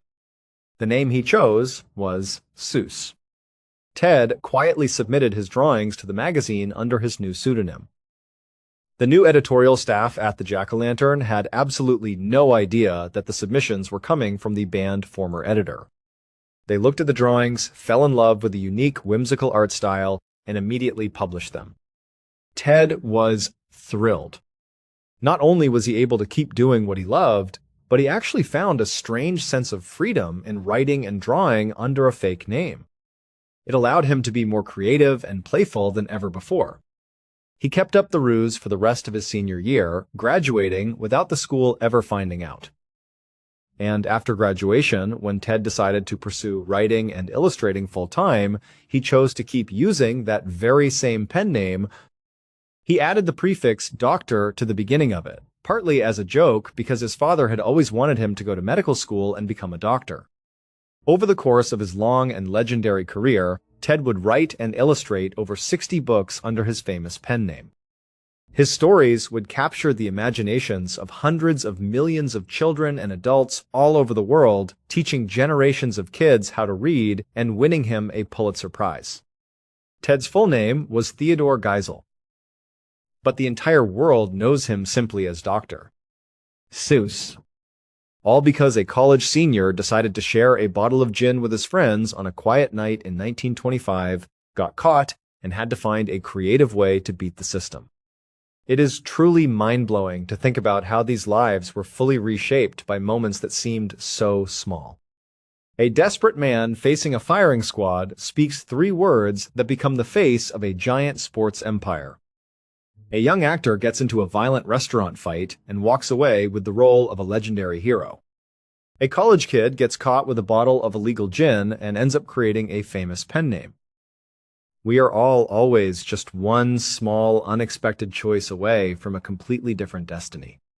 Did these stories make you realize how one small decision can change everything? Or are you ready for what comes next? On the far northern tip of Maine, right where the state touches the Canadian border, there's a small rural town called Van Buren. It's the kind of place where everybody knows everybody. The population hovers around 2,000 people, and most of them have lived in Maine their entire lives. These are rugged, competent folks used to harsh winters and a quiet way of life. Unless you have a reason to be in Van Buren, like visiting family or passing through, you've probably never heard of it. It's not a place that makes headlines. But that all changed in 2019. The town found itself in the international spotlight, and it was all because of one man, a man named Ronald Sear. Ronald's story begins long before that, back in the 1950s. As a young man, he did what many of his generation did. He joined the Air Force and he served his country during the Korean War. When his time in the military was over, he didn't look for a new life in some big city. He came straight back home to Van Buren, Maine. He settled into a modest two-story house near the center of town. For a little while, he just kind of floated. He didn't have a specific direction or a clear career path, but Ronald was always good with his hands. He loved building things, tinkering, figuring out how things worked. This natural skill and passion eventually led him to start his own business. It was a small but successful company selling tools, and he ran it right out of the shed on his property. It was his domain, his workshop, and his livelihood all in one. Fast forward to 2019, Ronald Sear was now 65 years old. He was still living in that same house near town, but now he was living alone. And he was still running his tool-selling business from his shed. For Ronald, this life was enough. He was content. He had his routine, his work, his independence. He was happy.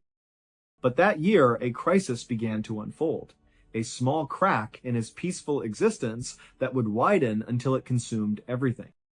It started on a bright, sunny summer morning. Ronald left his house, walked the familiar path across his yard to his shed, and went inside. The moment he stepped through the door, he knew something was wrong. Inside the shed, Ronald kept a series of bins. These bins were filled with all the different tools he sold to his customers. He was in that shed every single day, either selling tools to a local contractor or just working on one of his own projects. Because of this, he had an almost photographic memory of his inventory. He knew exactly how full each of those bins should be. Anytime a bin started to get low, he would place an order for more stock. He was meticulous about it. He had been doing this for decades, and keeping his inventory full was second nature. So, on this particular morning, he walked in, and his eyes immediately went to a couple of the bins. They looked lower than he remembered. They were definitely not as full as they should have been. His first thought was simple. He must have made a mistake. Did I forget to order more supplies? Did I just let the stock run down without noticing? But the idea didn't sit right with him. He thought to himself, no, that's not possible. I am always on top of my inventory. It's the core of my business. It has to be something else. Maybe I took some tools into the house for a repair and just left them on the kitchen counter. Or maybe they're in the back of my truck. He was sure there was a perfectly logical explanation. So Ronald left the shed and began to search his property. He checked his house from top to bottom. He went through his truck, looking under the seats, in the glove compartment. But the missing tools were nowhere to be found. Now a little more concerned, he started making phone calls. He called his family members.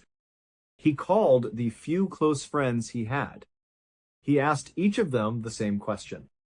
Did you happen to come by and borrow some tools from the shed? Do you know anything about this?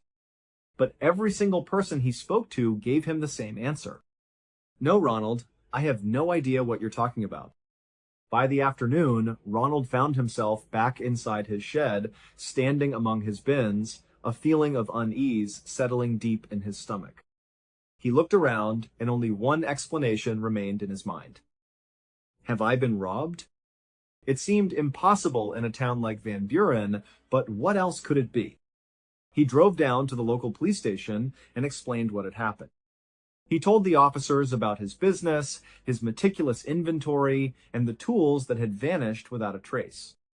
But the police reaction was not what he had hoped for.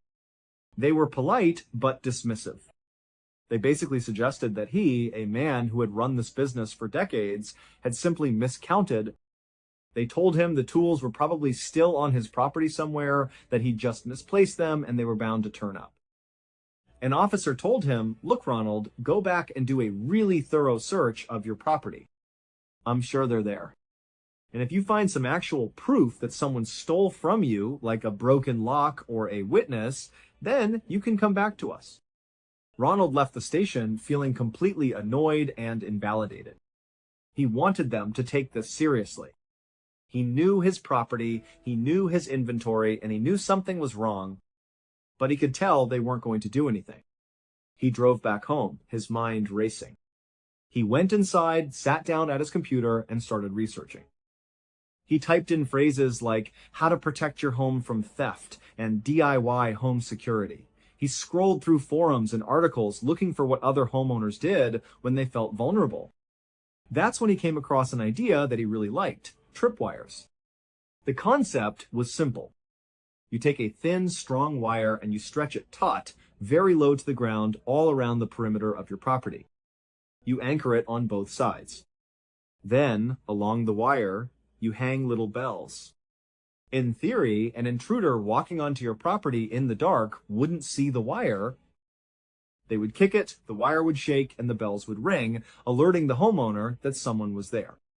Ronald thought it was a brilliant, old-school solution.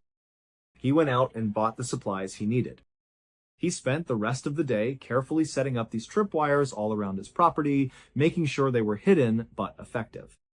He felt a sense of relief, a feeling that he was taking back control. But over the next several days, the tripwires remained silent.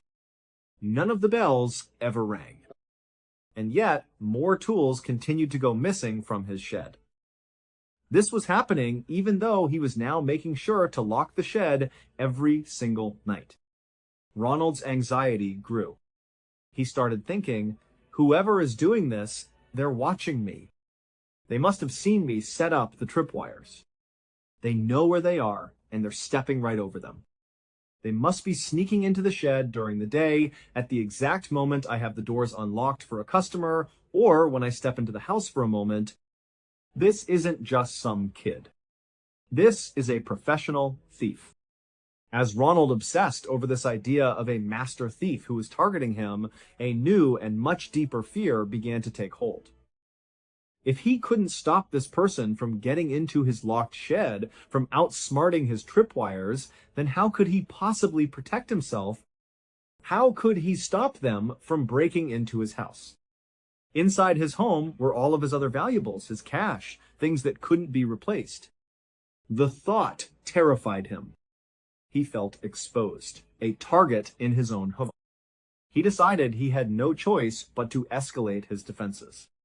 He had to turn his home into a fortress.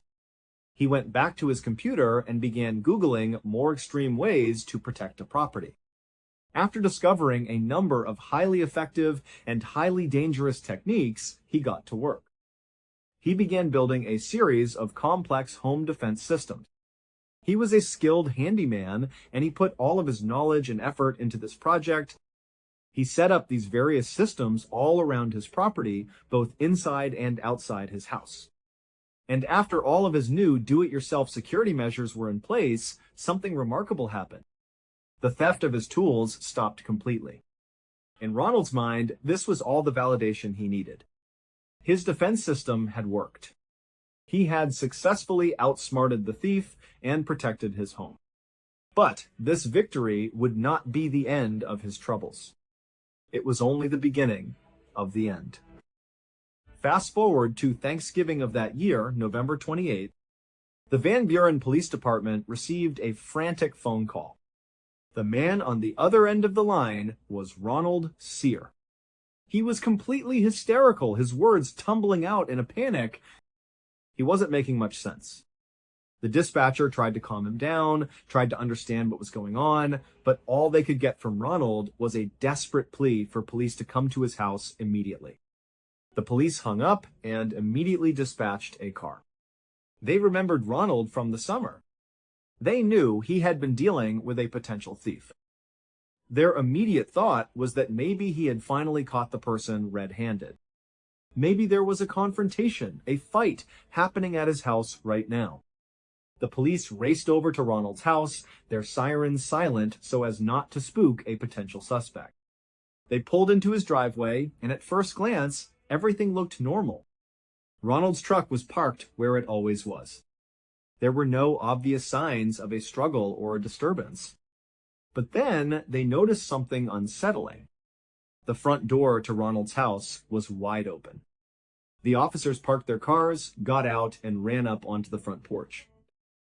They stood in front of the open doorway and looked down. On the floor, there was a very obvious trail of blood.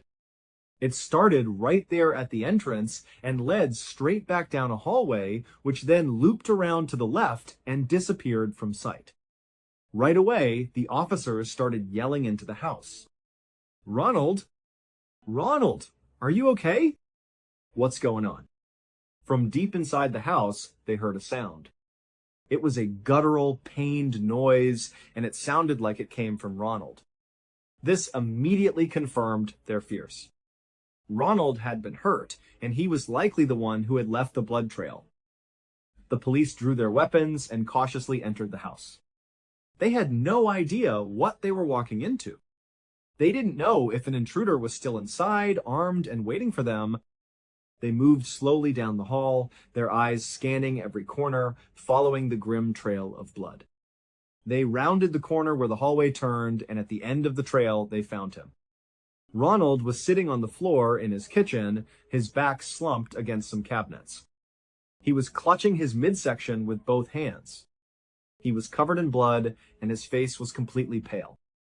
The officers immediately called for backup and for an ambulance. Then, as a security measure, one officer stayed with Ronald, while the other quickly cleared the rest of the first floor, making sure there was no one else in the house. The first floor was empty. They went upstairs, peeking into the rooms. The second floor was empty too. They rushed back down to Ronald, who was still just sitting there, barely conscious. They began administering first aid, trying to apply pressure to his wound. They tried to get him to explain what had happened, to tell them who did this to him. But Ronald was clearly in shock. He was in a daze, his eyes unfocused. He wasn't making any sense. Just a couple of minutes later, paramedics arrived. But by the time they got to him, Ronald had slipped into unconsciousness. As Ronald was being wheeled out of the house on a stretcher, the responding officers and the backup who had now arrived decided to do a more thorough search of the house. They needed to find some clue, any clue, as to what had happened here. They started in the kitchen where they had found him, looking for a weapon, a sign of a struggle, anything that stood out. But there was nothing. They moved from the kitchen towards the living room at the front of the house. As they walked into the living room, one of the officers suddenly screamed at the top of his lungs, "Stop! Everybody stop where you are! Don't move!" It turns out Ronald, as part of his very beefed-up home security system, had installed various booby traps all around his property. This included inside of his house, and some of these traps were gun booby traps. The officer who had yelled for everyone to stop had just spotted one of them. He was looking up and saw a handgun anchored securely to the ceiling, aimed directly at the front door. A thin string was attached to the gun's trigger. That same string was then stretched across the room and attached to the doorknob of the front door. The mechanism was horribly simple. If this trap was active and a person opened the front door from the outside, the movement of the door would pull the string, which would pull the trigger, causing the gun to shoot whoever was standing in the doorway. It was a deadly, homemade security device. Clearly, Ronald had accidentally left this particular booby trap armed. When he had come home or opened his own front door for some reason, he had accidentally activated it, shooting himself in the stomach. After the officer pointed out the gun on the ceiling, everyone else started looking up. They began scanning the doorways and ceilings, and with a growing sense of horror, they realized there were other traps. In other doorways, just from where they were standing, they could see the barrels of more guns pointing down, clearly part of similar booby traps. In their haste to get inside and find Ronald, they had run right past them, completely oblivious to the danger they were in. It was a miracle that none of the other traps had been set off. Ronald was rushed to the hospital that night, but his wound was too severe. He passed away from his injury. His death was officially ruled an accident. And to this day, no one knows for sure if he really was dealing with a professional thief who was systematically stealing his tools, or if the thief was just a figment of his imagination, a product of loneliness and fear that drove him to turn his own home into a death trap. Mary Cerruti had a difficult childhood. Growing up in the 1950s and early 1960s in Houston, Texas, her family was always struggling. They barely had enough money to get by, and life was a constant challenge. Then, by the time Mary turned 21, a double tragedy struck. Both of her parents passed away, leaving her completely alone in the world with nothing to her name. After their deaths, Mary's life felt unanchored. She bounced around Houston, moving from one low-paying job to the next, just trying to stay afloat.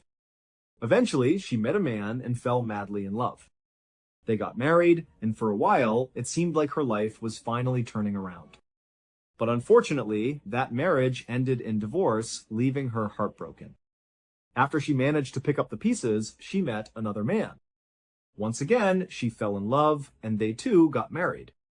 It seemed like a second chance at happiness. But just like her first marriage, this one also ended in divorce. At this point, Mary was devastated by yet another heartbreak.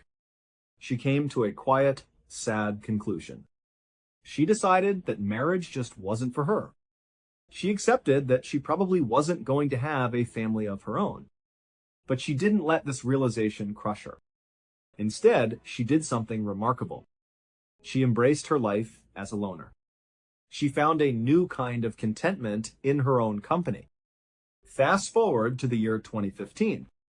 Mary was now 61 years old, and she was still living alone. She lived in a small home in a Houston neighborhood that was rapidly changing.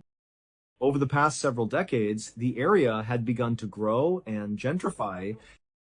New modern apartment complexes were being built all the time, swallowing up the older, smaller houses. In fact, one of the apartment developers had approached Mary directly.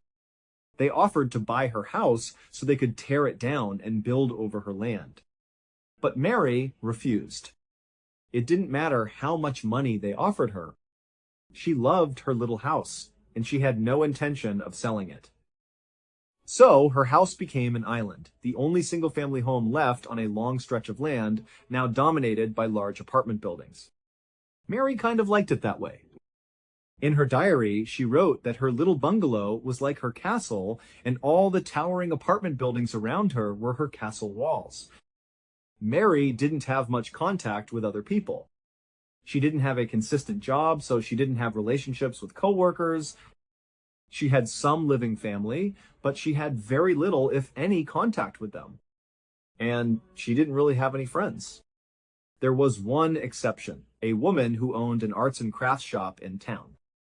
Mary would periodically go into town and visit the shop just to say hello and have a brief conversation. But despite all of this, Mary was not lonely. She had lots and lots of cats. She absolutely loved cats. Anytime she saw a stray cat wandering through her neighborhood, Mary would put out food and water for it.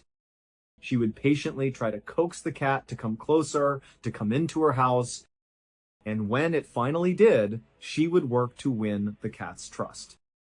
Once she did, she would give it a permanent place to live. She would feed it and take care of it as if it were her own child. Before long, she had dozens of cats living in the house with her. These cats became her family. They were her best friends. And because of them, she rarely, if ever, left the house. She mostly just stayed inside with them in her own little world, content and surrounded by the creatures she loved. In February of that year, one of Mary's neighbors happened to be walking by her property. They glanced over at her house and saw a stack of mail had piled up on her front porch. It was a clear sign that Mary hadn't opened her front door to get her mail in several days. The neighbor also noticed that while Mary's yard did tend to get a little overgrown from time to time, it now looked exceptionally wild. The grass was high, the trees were untrimmed. It looked like no one was even trying to take care of it. A feeling of concern washed over the neighbor. Maybe something had happened to Mary. So, the neighbor opened the gate to her fence, walked across the unkempt yard, and went up onto the porch. They knocked firmly on the front door, but there was only silence from inside. The neighbor leaned over and tried to peer through the window that was just to the left of the door, hoping to see something, anything. But there was a curtain drawn across the window, blocking the view. The neighbor tried knocking on the door one more time, louder this time, but again, they were met with total silence. After standing there for another minute, unsure what to do, the neighbor left the front porch and walked around to the side of the house. They thought maybe they could look in one of the side windows, but when they got there, those windows were covered with curtains too. The neighbor walked back to the front of the property and just stood there on the sidewalk, looking at the quiet, still house. They couldn't shake the feeling that something was off. Something was wrong. Someone needed to make sure Mary was really okay. Someone needed to get inside that house. So, the neighbor pulled out their phone and called the Houston police, explaining the situation and their concerns. A few minutes later, a police car arrived. The officers walked right up onto Mary's porch, just as the neighbor had done. They knocked on her door. Silence. After that, the police talked to another neighbor who surprisingly had a spare key that Mary had given them a long time ago for emergencies. The police took the key and went back to Mary's front door. They put the key in the lock, turned it, and the door clicked open. The moment they pushed the door open, they were hit with a horrible, overwhelming smell coming from inside the house. The police pushed the door the rest of the way open and cautiously stepped inside. They yelled out Mary's name, but it was silent. Then, before the police even began to walk around and look for her, they looked off to their left and to their right, and they saw a truly tragic sight. There were dead cats all over the ground, in every room they could see from the doorway. The Houston police had seen situations like this before. They knew the likely scenario. Someone who lives alone, with no one regularly checking on them, passes away unexpectedly. And when they die, all of their pets are trapped inside the house. With no one to feed them or give them water, they eventually pass away too. So at this point, the police were fully expecting to find Mary's body somewhere in the house. They began to walk through the home, room by room, searching for her. But after searching the entire house from top to bottom, checking every closet, every corner, they could not find Mary anywhere. Confused, the police left Mary's house. By now, a small crowd of neighbors had gathered outside, drawn by the police cars. The officers spoke to a couple of the neighbors and asked them what they knew. Did she say anything about going somewhere? Did you see her leave at any point? The consensus among everyone they spoke to was the same. Mary kept to herself. She didn't travel. She never went anywhere. She just stayed in her house with her cats. It was very unlikely that she would have just abandoned her home, and especially abandoned her cats, because she loved them so much. The police were now completely baffled. She had to be in the house somewhere. So they called for a few more officers to come to the property. The whole group went back inside Mary's house and conducted a second, much more thorough search. They really looked for Mary this time, thinking that maybe she had collapsed in a closet and her body was hidden behind some clothes, or that she was somehow concealed somewhere in the house. They really tore the place apart, looking for her. But again, there was just nothing. She was gone. After they finally stopped the search without finding Mary, the police managed to track down and contact some of Mary's extended family. They asked them the same question. Did Mary say anything about taking a trip? Is there any reason she would just abandon her property? But her family all said the same thing. We don't really talk to Mary. We don't know where she went. We have absolutely no idea. For a little while, the Houston police continued to search for Mary in and around the city, but they found no leads, no trace of her at all. Eventually, the search wound down, and her case went cold. They reached out to Mary's family one last time and told them, "If you hear anything at all about what happened to Mary, please let us know." Several months later, with no one making the mortgage payments, Mary's house went into foreclosure. The bank put the house up for auction, and a real estate entrepreneur in Houston bought it quickly. He had the house cleaned out, made some minor repairs, and then put it on the market to be rented out. For the next couple of years, several different tenants lived in Mary's old house. None of them ever stayed for very long. Then, in March of 2017, the property was vacant again. A young couple reached out to the landlord. They said they were looking to rent and were hoping to potentially stay in this property for 2 or 3 years. The landlord was thrilled to have long-term tenants. He sent over a lease, they signed it, and the property was theirs. Once the couple had officially rented the house, the husband decided to go over on his own. He wanted to walk around the property and get a sense of the space to see what they would need to buy in terms of furniture. So, the husband arrived at the property. He went in the front door, walked around the first floor, and then at some point he decided he wanted to go up into the attic to see how much storage space they had. He found the trapdoor in the ceiling of a hallway. He grabbed the string that was hanging down and he pulled it, revealing a folded-up ladder. He flipped down the lower piece of the ladder, set it on the ground, and then began to climb up. Once his head was in the attic, he stayed on the ladder for a moment, just scanning the space. He saw that there really wasn't much up there. There were a couple of old metal cages that looked like they might have been for pets, but mostly it was just dirty and dark. It was clear that no one had really come up here in a long time. He assumed that the other tenants just hadn't used it for storage. The husband was about to go back down the ladder when he noticed something odd. Off to the right side of the attic, kind of far away from the ladder, right where the roof began to pitch down towards the floor, he saw that one of the floorboards was popped up. It didn't look right. He stared at it, looking around at the rest of the attic floor. All the other floorboards were perfectly flat and uniform, but that one was really jacked up, sticking out at an angle. He was curious. So, he climbed the rest of the way up into the attic, stooped down to avoid the low ceiling, and walked over to this loose floorboard. When he was standing over it, he could see that the board had come loose from a hole in the floor that it was supposed to be covering. The hole itself was completely dark. He pulled out his phone, turned on the flashlight, and aimed the beam of light straight down into the hole. This hole wasn't a crawl space. It was basically just a gap, a void, between two of the interior walls on the first floor. And as he shined his light down into that dark, narrow gap, he saw them. At the bottom were the skeletal remains of the woman the Houston police had been looking for the past 2 years, Mary Cerruti. While no one can know for sure exactly what happened to her, it's believed that back in early 2015, around the time she went missing, she had gone up into her attic. Perhaps her cats liked to go up there to sunbathe. On that side of the attic, there was a large window that let in a lot of light. So maybe she went up there to feed them, or just to check on them. As she walked over to that side of the attic, she must have stepped on that one loose floorboard. It gave out from under her weight, and she fell through it like a trapdoor.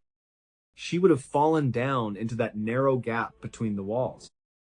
It's unlikely she was seriously hurt from the fall itself. But when she stood back up again in that tight, dark space, she would have realized very quickly the horror of her situation. There was nowhere for her to go. She couldn't go left or right, and she couldn't get back up into the attic. The opening was too far above her for her to reach.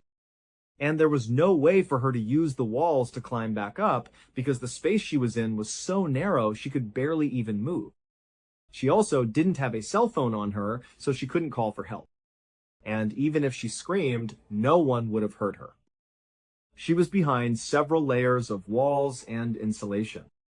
And because no one ever checked on her, there was no one who was going to notice she was missing and come looking for her. She was totally, completely on her own. Trapped in that little space inside her own home, Mary likely spent her last couple of days screaming and desperately trying to find a way out. But nothing worked. And eventually, she passed away. And then, tragically, all of her beloved cats trapped inside the house without her did too. Her death was ruled an accident. In the spring of 2017, Antonio Navarrete was on top of the world. Just a year earlier, the 21-year-old Florida resident had met the love of his life, a young woman named Daisy Martinez. And now, Daisy was pregnant. They were both incredibly excited about starting a family together.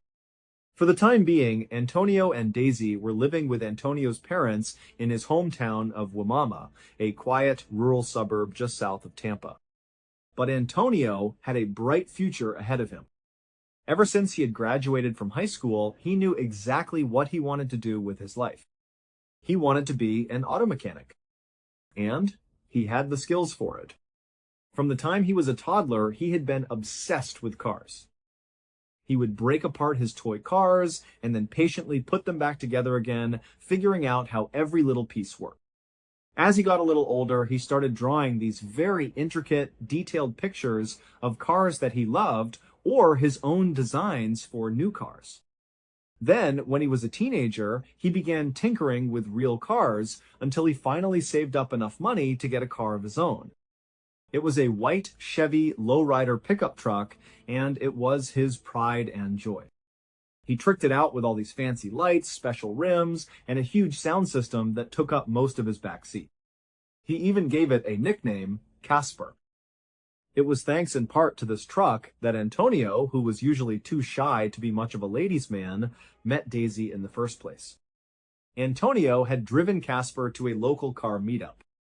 It was an event for other car enthusiasts where you could park your vehicle and walk around to see what other people had done to upgrade or enhance their own cars. While Antonio was there, walking around and admiring the other vehicles, he saw her. On the far side of the meetup, there was this unbelievably beautiful young woman. He found himself just staring at her. He couldn't help it. And this young woman, who was Daisy, eventually looked up, caught his eye, and she smiled at him. And the rest, as they say, was history. 6 months later, not long after Daisy had moved in with Antonio at his parents' house, the couple announced to their delighted families that they were going to have a baby. And then Antonio got yet another piece of good news. He had landed a good job with a company that did maintenance work for Tampa Electric Company's Big Bend power plant. The plant was located in Apollo Beach, Florida, which was about 10 miles to the east of his parents' home. Now, this was not Antonio's dream job. He still very much wanted to become an auto mechanic one day. But this job paid $12 an hour, which was nearly double what he was used to making. With this job, he and Daisy would finally be able to save up enough money to get a place of their own, hopefully before the baby arrived that fall. Also, Antonio had been told by other people who worked for the company that this was actually a really easy job. He'd heard that pretty much all you did was roll around on golf carts all day, picking up trash. It sounded perfect. A few weeks later, on June 24th, Antonio found himself driving in his truck, Casper, to the Big Bend power plant for his first day on the job. As he drove, he would have glanced over at the picture of Daisy he had taped to his dashboard. She was the only woman he had ever loved besides his mother. When Antonio arrived at the Big Bend power plant, he was totally amazed at just how enormous the place was. It was basically a huge factory that sat right up against the water. There were 4 huge smokestacks coming out of the ceiling of the factory with thick white smoke billowing out of them. This plant produced electricity by burning coal. This process was done in 4 distinct units inside the factory. Each of these units was comprised of a humongous boiler, which is basically a 12-story tall oven. Here's how it worked. Coal is loaded into this huge boiler, and it burns at the bottom. This creates steam. That steam travels up the boiler and begins to turn these huge turbines, and that's what creates the electricity. The steam then just continues up the boiler and out its respective smokestack into the air. In newer, more modern power plants, the airborne ash, which is a natural byproduct of burning coal, is captured inside of the boiler. But at Big Bend, 3 of their 4 units were built back in the 1970s. They were older models, and they did not have a system to capture the airborne ash inside the boilers. Instead, the ash would get heated up so much that it would melt and turn into a substance called slag. Slag is basically molten lava, the same kind of stuff that comes out of volcanoes. As this slag built up inside the boiler, it was designed to drain through a man-sized hole at the very bottom of the boiler. Right below that hole was a 30-foot tall water tank called a cooling tank. This red-hot slag would basically dump down into that water, which would cool it off instantly, turning it into these kind of glassy, hard rocks. These rocks would then settle at the bottom of the 30-foot cooling tank. At the very bottom of the tank was a grinding mechanism. This grinder would pull these hardened, cooled-off little boulders of slag into it, crush them up, and then spit them out on the other side as little tiny bits of slag chips. These chips would then get sold for use in everything from sandpaper to roofing shingles. So, after Antonio had spent several minutes just admiring this gargantuan building he would be working in, he gathered up his things, hopped out of his truck, and headed toward the front doors. That day, and the next couple of days, were very uneventful for him. He basically just sat in a break room and watched videos about safety procedures and training. When he wasn't doing that, he was out trying to navigate his way around the inside of this huge factory, which was like a giant maze. He found out very quickly that it was a very hazardous place to work. There were huge trucks moving around inside of it, it was super loud, and there was just heavy machinery operating constantly all around you. But after several days of just walking around and asking people what things were, Antonio felt like he had a pretty good handle on the layout of the plant and also on what his job would actually entail. On Thursday, June 29th, just 4 days into his new job, Antonio woke up in his parents' house in a really good mood. The next day, Friday, Daisy was going in for an ultrasound. They were finally going to find out whether their baby was a boy or a girl, and he was incredibly excited about it. So Antonio came downstairs, grabbed a quick bite to eat, and then he kissed Daisy on the cheek. He headed outside, got into his truck, and began the commute to work. A few hours later, Antonio's mother was in the grocery store. She pulled her phone out of her purse, and she noticed she had a missed call from Antonio. He had left a voicemail. So she played the voicemail and put the phone to her ear. And what she heard was quite possibly the most traumatic thing a mother could ever hear from their child. After leaving the house that morning, Antonio drove all the way to work without any issues. He parked in the lot, he went inside the building, and initially, the day was just like any other day. He just kind of drove around the facility in a golf cart and picked up trash. That was it.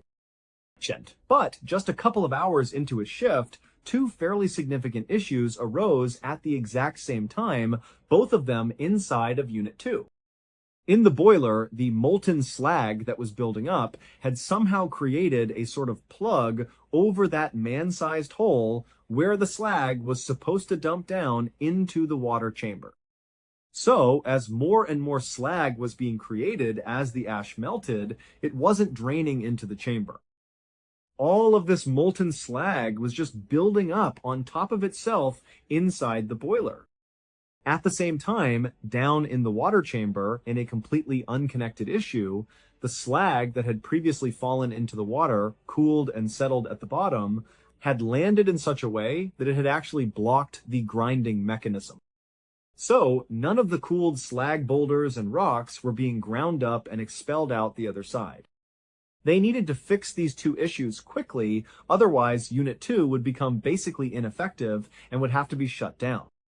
Now, the safe way to fix these 2 blockages would be to start by turning off Unit 2's boiler completely.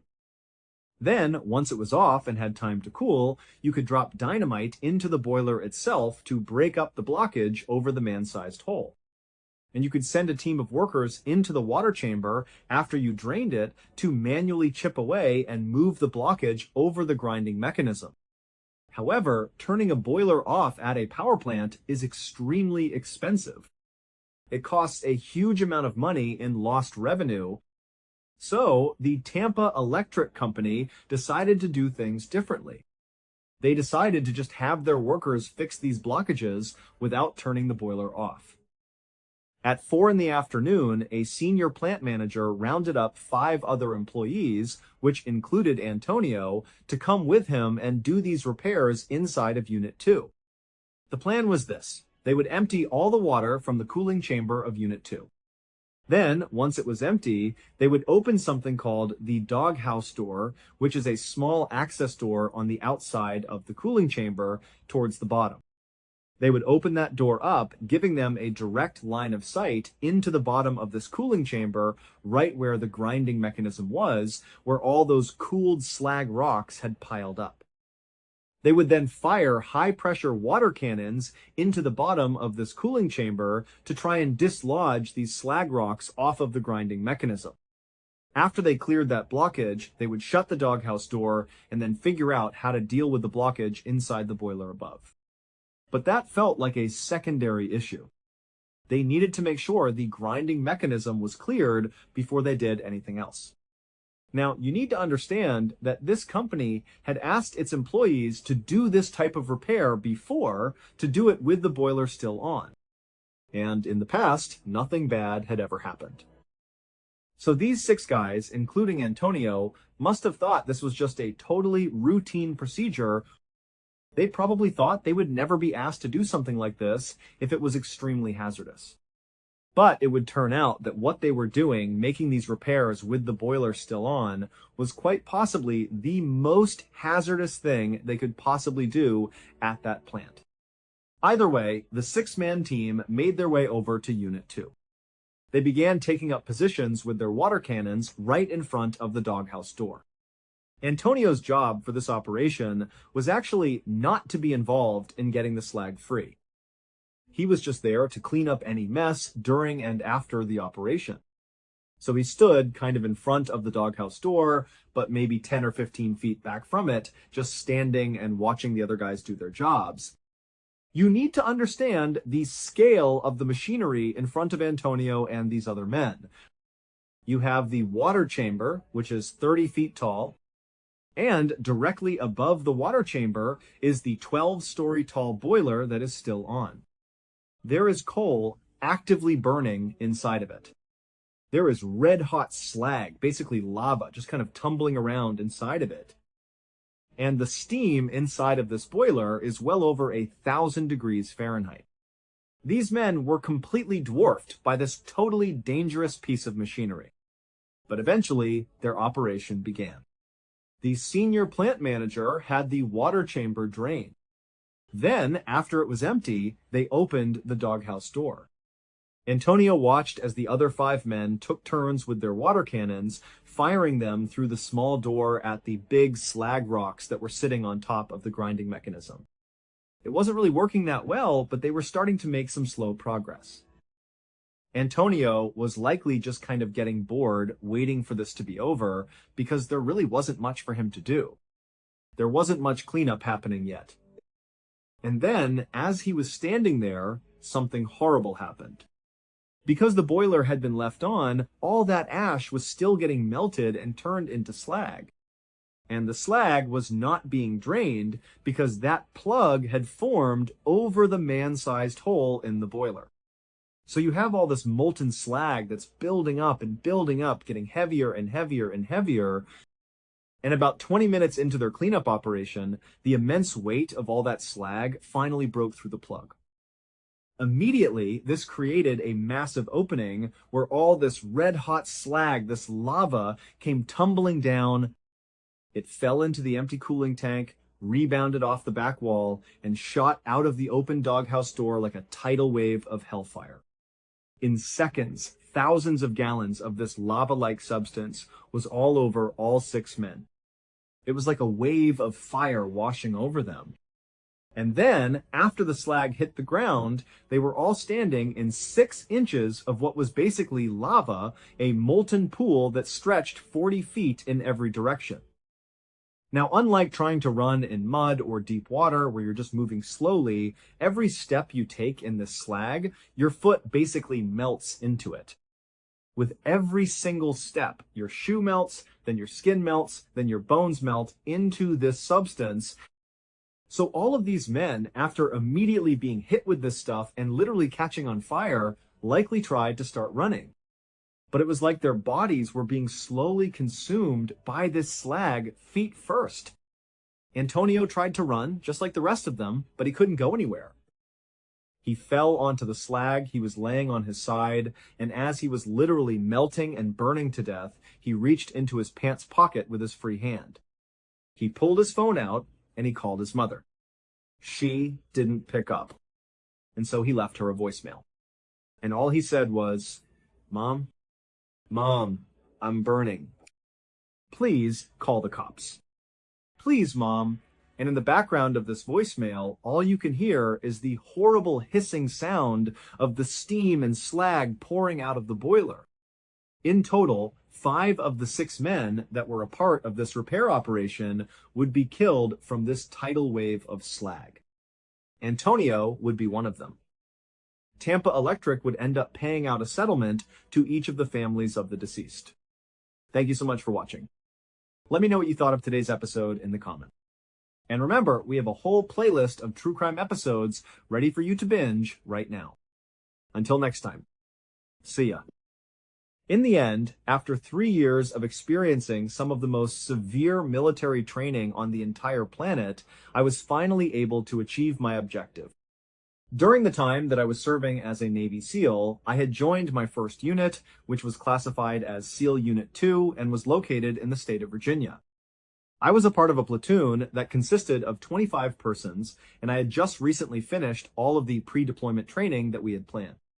After stepping off the bus for the very first time at boot camp, it had been almost 3 years to the day since that moment.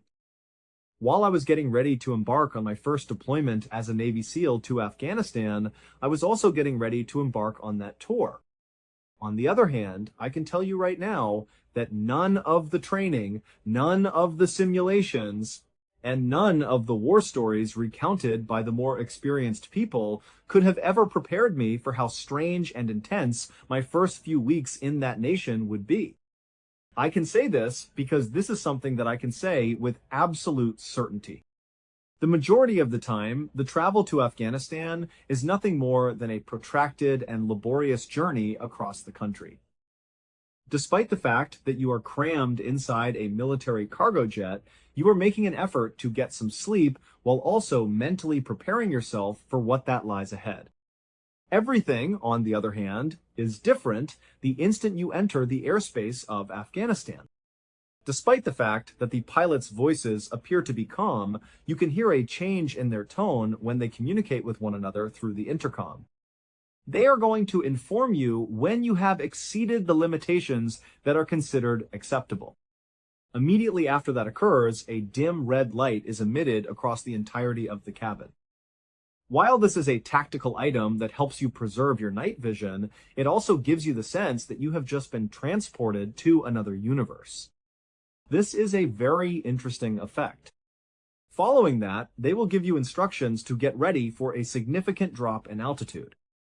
You simply cannot afford to be a slow and easy target in the skies for any longer than is absolutely necessary, despite the fact that we were going to be landing at a major base. This is something that you simply cannot afford to put up with. When you are on the ground, there is always the risk that someone will shoot at you. This is true whenever you are in that position. It appears like the plane has just experienced a nosedive. The fall is incredibly steep and takes a convoluted course with the intention of making it significantly more difficult to hit you than it would otherwise be. Additionally, they recommend that you, under any circumstances, stay away from the windows. Avoid looking out the window at any time, simply in the event that a round was successful in its hole. I can still vividly recall sitting there in the darkness, feeling the G-forces smash me into my seat and thinking to myself, wow, this is actually it. That is the truth. I can still remember it. The fact that we are currently in a war zone has been confirmed. As we physically descend from the sky, we are doing so in order to protect ourselves from being shot at. As a result of the fact that I was in my early 20s at the time, there was a part of me that was convinced that it was the most fantastic and exciting thing that had ever taken place. The ramp that was situated at the back of the C-17 opened with a groan, and a blast of dry, cool air blew in our direction. Both of these events occurred simultaneously. As soon as we got onto the asphalt, we took a collective step out of the parking lot and clattered down the ramp while in full gear. We found ourselves in the midst of a big and meticulously guarded military installation. In this particular place, you are not in any risk. Walls made of concrete were present in every location, watchtowers were present, and generators were producing a constant buzzing sound. The scenery, on the other hand, was the first thing that really struck me, and it is something that I will never forget witnessing. Taking a quick peek in the direction of the horizon, I looked past the gates and the razor wire and saw these mountains that were completely covered in snow and were simply enormous. They were really stunning in their beautiful appearance. While I was there, I couldn't help but think to myself, how is this place designated as a war zone? This is, without a doubt, one of the most magnificent places I have ever seen in my whole life. I do not believe that I have a complete understanding of how old and foreign Afghanistan is in compared to any other location that I have ever seen before to this. Following a period of time, we were picked up by helicopter and sent to our site, which was far further out and smaller. The SEAL team that we were relieving, the guys who were ready to head home, wanted us to go out on an operation with them on that very first night. They wanted us to go out with them. They requested us to accompany them on their outing. It was some kind of handover that was taking place. During the course of the patrol that was going to be carried out in the Highlands, we were going to get a better understanding of the area in which the activities were going to take place. There was also a discussion on the underground distribution systems that took place during the briefing for the expedition, which I remember quite clearly. These mountains were home to a significant number of them by the numbers. It was possible to find caverns that were naturally occurring, caves that were created by humans, and networks that had been around for thousands of years. In addition, the simple thought of that made me feel uneasy, and uneasy is more accurate. The prospect that we would be strolling about in the middle of the night, in the middle of these mountainsides, in this entirely strange and desolate location, and that there may be folks lurking in holes in the ground right under our feet was a terrible thought. No one we would ever see again in our lives. The fact that it is conceivable for us to stumble upon one by accident or even find our way inside of one is really interesting. In point of fact, it really truly went under my skin. I really genuinely felt it. So, as we were in the briefing, I commented something to one of the guys about how scary the caves were. During our conversation about the scenario, our interpreter, who was of Afghan nationality and worked with the teams, was able to overhear me talking about it. Considering that he was an elderly guy, he had seen everything that had happened. The only thing that showed on his face was a slight smile, and he asked me, "Do you know what's really creepy?" In addition, he tells me about this story. In the year 2002, he claimed that there was a case that involved the Army Green Berets, which was another special operations outfit. He said that this case involved military personnel. The documentation for this case was fairly extensive. They had been carrying out operations in the neighborhood of this location when they came into contact with a cave that was home to a creature of some kind. He stated that they had actually engaged in a struggle with it, a genuine combat, and that they had been fighting it. They were forced to experience the loss of one of their warriors as a consequence of this. The remark that he made was that the news had been known for a little amount of time, but that it was instantly silenced after that. Is classified in it to be buried. During that time, I was under the impression that it was nothing more than a spooky story that was meant to be told to the new guys. I couldn't say that I believed it with all of my heart, despite the fact that I thought it to be interesting. My initial impression was that it may have been a peculiar animal that they had never seen before, or it could have simply been an extremely huge person. Both of these possibilities were very intriguing to me. Given the presence of a rational explanation for it, it is impossible to deny its existence.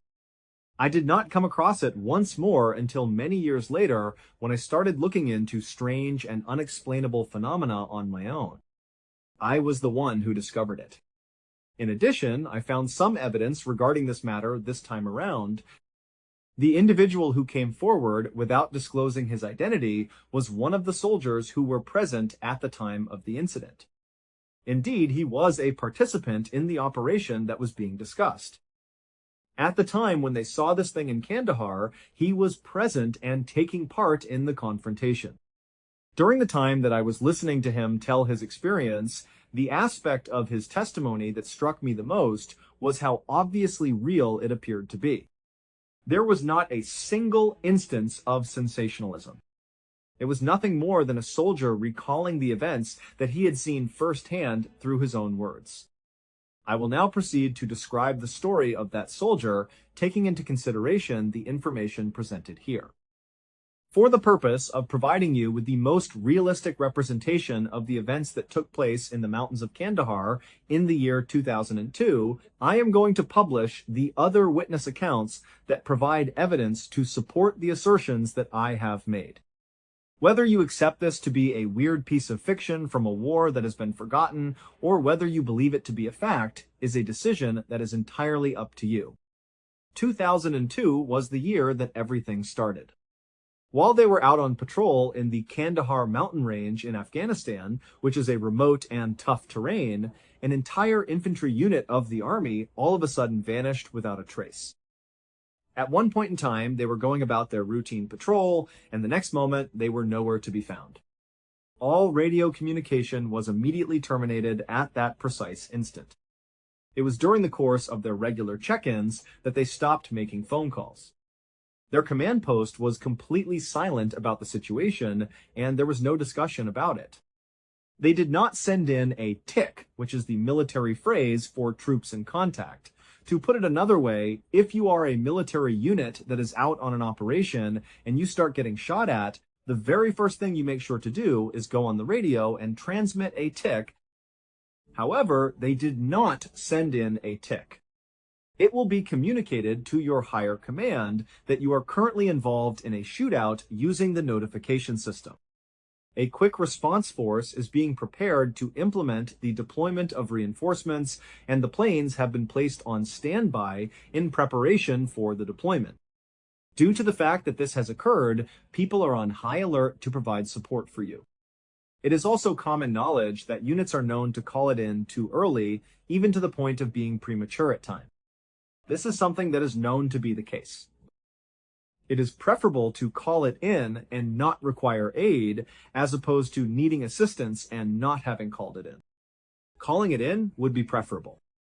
When this was taken into consideration, the idea that an entire infantry unit that had been fully trained would suddenly go completely silent without making a single plea for aid and without any type of communication regarding an ambush or a gunfight seemed more than a little bit unusual.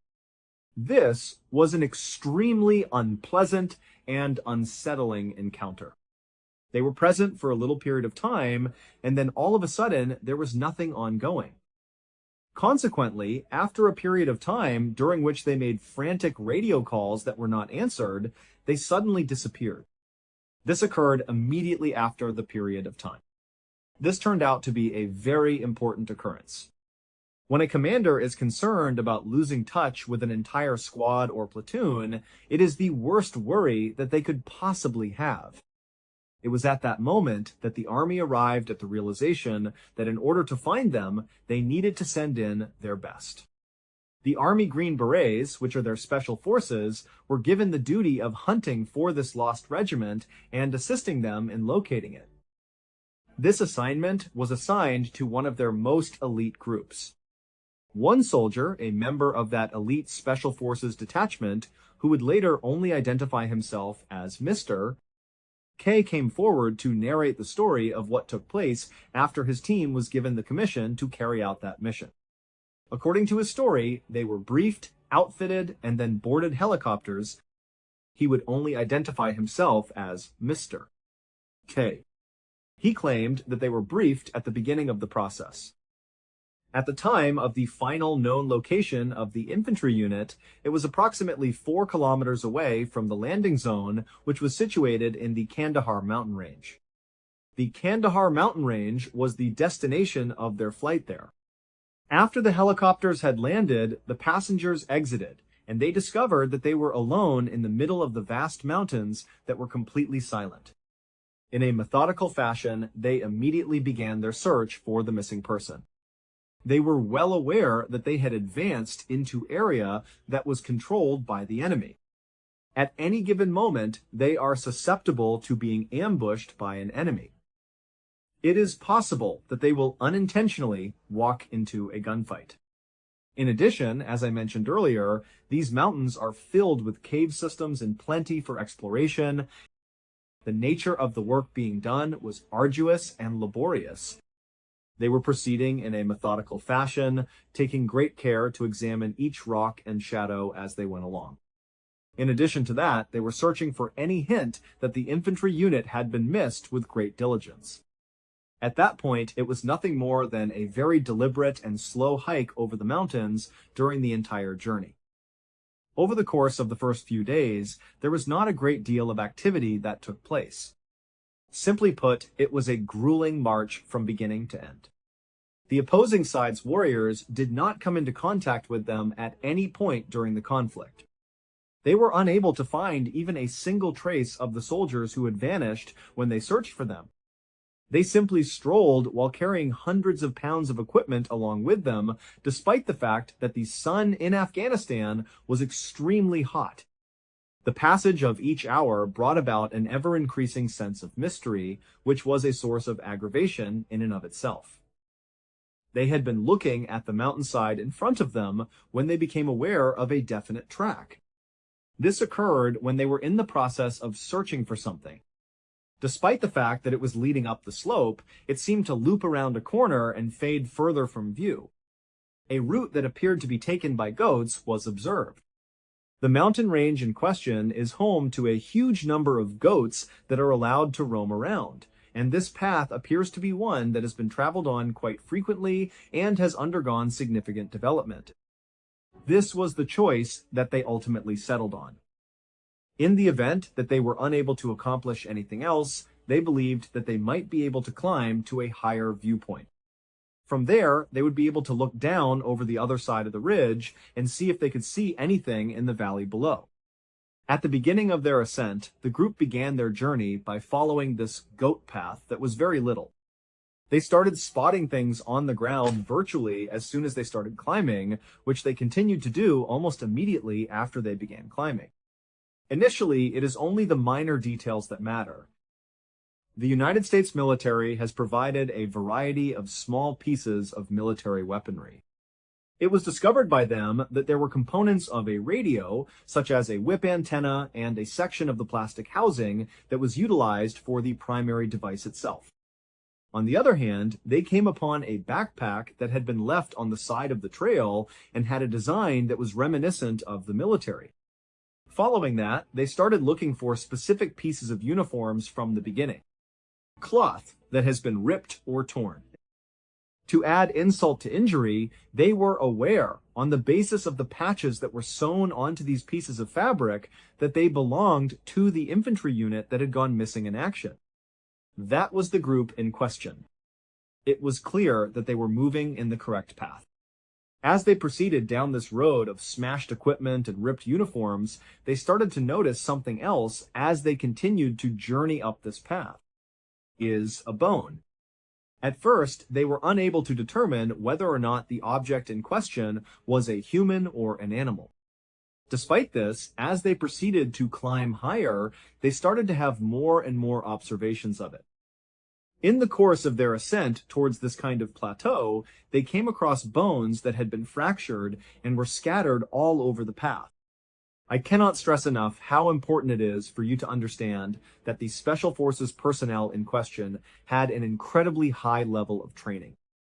A lot of similarities can be found between the Navy SEALs and the Green Berets of the Army. The fact that we are separate units does not change the reality that we are quite comparable to one another in terms of our capabilities and the training that we have received. Additionally, the amount of teaching that you receive will equip you to deal with practically any event that may arise, including one that is as unique as this particular one. The moment when things start to become dangerous, it is as if a switch is flipped in your head. Suddenly, the training you have been receiving starts to take effect, and everyone on the team begins to act as if they are a single organism all working together. It is reasonable to assume that the first thing that came to their minds when they saw this gloomy rout was the possibility that they were about to be ambushed. Each individual who was a part of this military brigade accidentally walked into a trap. In addition, it was highly probable that they were getting closer and closer to the zone of death at this precise moment. As a direct result of this result, their position changed in an instant. As they made their way up the mountain, they did it in a methodical and systematic manner, taking defensive positions everywhere they went. They were engaging in operations that were exceedingly strategic. In preparation for the possibility that they would come into touch with one another at any time, they had their weapons out and were aiming at the leading edge of the corridor. At what seemed like an interminable amount of time, they arrived at the highest point of the path, which led to a plateau.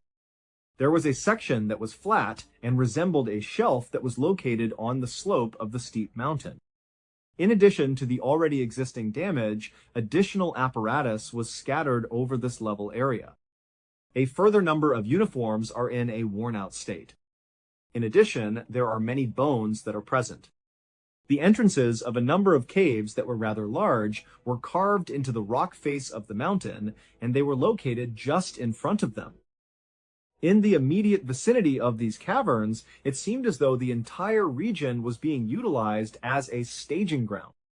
The gang began their journey towards the cave entrances with the utmost caution as they made their way near them. Furthermore, they came to the knowledge that although the openings were large enough for a human to walk inside them, there was a sharp drop-off just inside. This was a significant realization for them. Even though they had not even come near to the apertures, this was the situation that they found themselves in. After entering the chamber and taking a few steps, the floor would disappear into the darkness. This would be achievable if the room was entered. One of the guys looked down from the top of one of the containers, but he was unable to see the bottom of the container or the container itself. It went down in a straight path without any deviation. After some consideration, they came to the realization that their attempt to penetrate the structure was simply too dangerous. In this particular spot, it was clear that a terrible occurrence had taken place. A number of American citizens lost their life. Each and every one of their movements was accompanied by evidence. Since this was the case, the head of the group decided to make a phone call. They intended to retire from the cave's immediate entrance, which they refer to as the fatal funnel, and take up defensive positions in which they could keep an eye on all of the cave entrances at the same time. Therefore, the commander of the squad started giving instructions to his men to retreat in order to get out of the line of fire that was coming from any of the caves. This was done in order to protect himself from the enemy. In his testimony, Mr. K, the soldier who related this story, indicated that he was peering at one of the cave entrances at the time that something similar was taking place. And for a fraction of a second, he had a glimpse of a flash of movement that was taking place deep within the darkness. Since he was so preoccupied with other things, he was unable to understand it or respond to it, despite the fact that he was aware of it, owing to the fact that at precisely the same time, a spear emerged from within the cave after having been concealed there for some time. There was no such thing as a javelin of a small size. He referred to it as a big lance, and he described it as something that is reminiscent of a war that took place in the past. In addition to that, it flew into the air and went straight through one of his colleagues without any hesitation. It is Dan, a soldier, a member of the military. An instant later, Dan did not make it through. Not a single member of the team was absent. Everyone was present when the spear struck Dan, but they were unable to identify the person or thing that had thrown it. They were essentially in a state of disbelief for a short amount of time, holding their weapons up and seeking to absorb what was going on around them. Subsequently, a guy emerged from the cave in which they were trapped. According to the story that Mr. K has presented, however, it is clear that he was not a usual sort of man. The individual's perspective indicated that he stood anywhere between 12 and 15 feet tall. In addition to his long, matted red hair that reached down below his shoulders, he wore a wild, matted red beard. His hair came down to his shoulders. Upon emerging from the cave in a charging fashion, he uttered this primal, wailing war cry. He was announcing his intention to fight. It seemed as though he was wearing garments that were made of animal skins, at least from the external aspect. When he appeared, he had the appearance of an elderly and dirty man. In addition to the fact that he ran directly over to the location where Dan was laying on the ground, it was pretty obvious that he wanted to withdraw the big spear from Dan's body and use it once more. Nevertheless, by this time, the remaining members of the squad had recovered from their state of shock and were ready to continue. When they saw this enormous creature charging their fallen companion, it was the sight of this monstrosity that brought them back to the current time. And then they began firing their weapons. Every single one of them launched their assault on the target on their own terms. Even those who were big had little hope of putting up a fight against those who were the enormous. It was also during what Mr. K described as around 30 seconds of steady, controlled firing from a team of very competent Special Forces personnel that the behemoth was brought down. On the other hand, there was total silence after that. After some time had passed, the dust calmed down. The firing of the firearms came to an end. Each and every member of the crew was simply standing there, taking a few deep breaths, and attempting to make sense of the events that had just taken place. Dan was in a gloomy phase. This gigantic object was resting in the earth at the time. Despite their best efforts, they approached Dan with extreme caution in an effort to check on him, but it was already too late. We were no longer able to contain him. In order to make their way back to their higher headquarters, they turned on the radio and made a phone call. In addition, when it came to explaining what had just taken place, they did their very best to do themselves justice.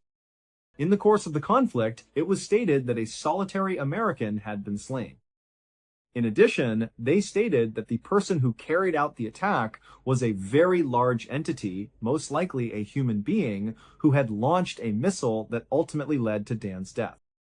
Consider the level of bewilderment that must have been experienced by the individual who was on the receiving end of that radio call.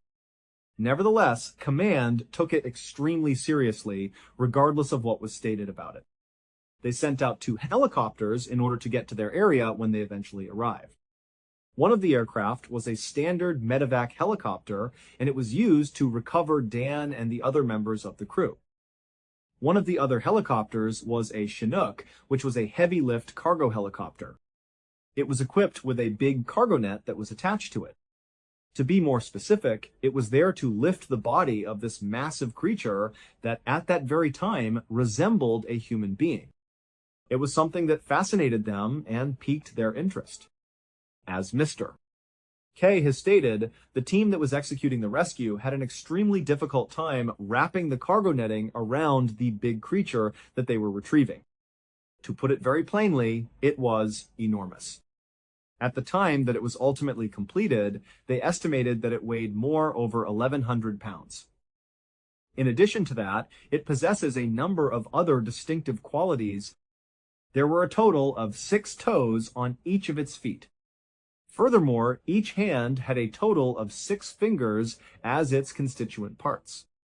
After everything was said and done, they were successful in loading it into the net, and the helicopter then proceeded to strung it up below its fuselage before lifting off and flying away to a safe area before landing.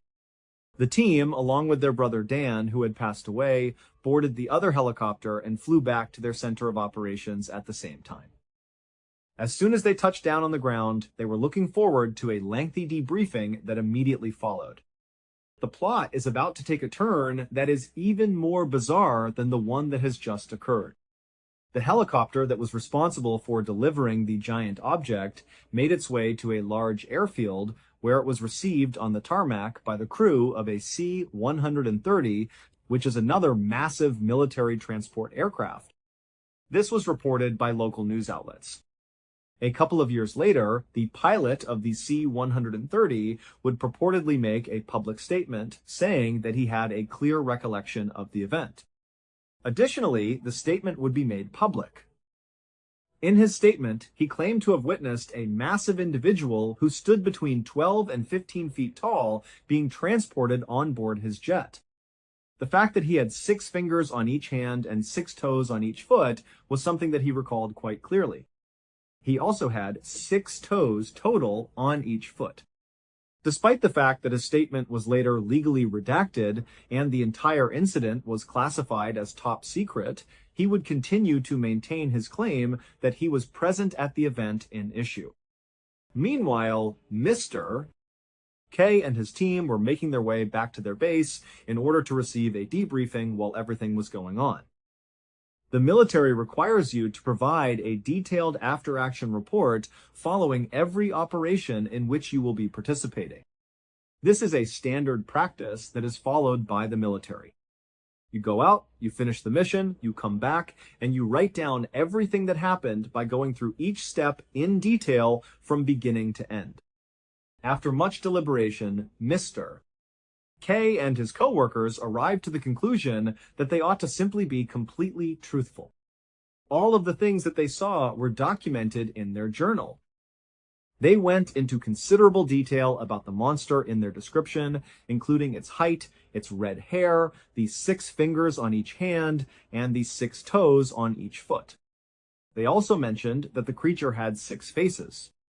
They went into detail about the entire horrible sequence of events, including how it came from the cave, how it hurled the spear that hit Dan, and how it threw the spear. All of the information was documented and submitted by them in written form. Following the passage of some time, the leadership of the organization came back to them with the report, including the information. Rewriting this is something that they suggested you do, and you should do it. This is not something that we are going to ever agree with. According to Mr. K, in the end, they were forced to take on the responsibility of rewriting the entire report despite their best efforts. In the new version, it was presented as if it were a typical mountain engagement, which was a very misleading representation. In this scenario, you are engaged in a typical conflict with an adversary who is battling against you. The fact that there was a large was not disclosed at any point. It is not mentioned that there is a spear. The reality of what had happened was completely wiped, and in its place was a fiction that was not only controlled, but also made to sound reasonable. Due to the fact that the report was considered to be of the highest possible confidentiality, they were never able to obtain a copy of it. After then, everything was over. Non-disclosure agreements are contracts that are legally binding and require them to vow to secrecy that they will never disclose about what they witnessed on that specific day in the mountains. Mr. K claims that he and every other member of his team needed to sign these agreements in order to comply with the requirements of the law. Regarding the actual events that had taken place, they were never officially informed of anything that had occurred. It is unknown what the military did with the body of the giant after they had gotten possession of it. Anyway, what were the results of the investigation that was carried out? They were never given any clarification at any point. The instruction was given to each of them to keep this information to themselves and to never bring it up again in conversation. A censorship and top-secret status were practically applied to it. In spite of this, they did not. To be honest, not for a very long time. Not until the year 2016 would Mr. K finally come to the realization that, you know what, screw it. He would not come to this conclusion until the year 2016. In light of what he had seen, he made the decision to communicate his findings to the rest of the world. He stated that his close friend Dan had passed away and that the official narrative was a lie regarding his passing. It was necessary, in his perspective, to have a conversation about the truth about what had taken place. This is the reason why we have this extraordinarily detailed record of this mission, which featured a group of highly trained members of the United States Special Forces coming into contact with a creature that has become known as the Giant of Kandahar. When it comes to this story, I am not fully certain of how I feel about it. Upon initial inspection, it seems to be something that might be seen in a book that is considered to be fanciful. On the other hand, the facts are exceedingly exact, and they stem from a trusted source, which turned out to be a member of the Special Forces. In addition, I am of the opinion that if there were any region left in the globe that was capable of concealing something resembling a giant from the prying eyes of the current human population, it would be the enormous mountains of Afghanistan, which are located in a remote location and have been around for a very long time. Because I am of the opinion that this is the only location in the entire planet that possesses the capability to do so. I am saying this. To put it another way, there were times while I was out there roaming around that I had the feeling that I was standing on a universe that was completely different from the one I was on. The landscape is so alien that it seems foreign to the human eye. What we do know for definite is that there was a single American soldier called Dan who was killed by something in the highlands of Kandahar. This is the only thing we know for certain. Regarding this particular matter, we are already cognizant of it. Additionally, you have his own buddies, who are regarded as being among the best warriors in the world, who assert that this is what transpired. You have a variety of witness testimony that backs up your assertions, ranging from the testimony of the crew to that of the pilot of the Civil Air Patrol aircraft. However, throughout the course of time, the government has redacted and categorized almost all of it as restricted information or labeled it as restricted information. The consequence of this is that we do not have a comprehensive comprehension of the events that took place in the remote region. The majority of us, who are considered to be commoners, are at the absolute least oblivious of what actually went place. Consequently, I would be quite interested in hearing your perspectives on the matter.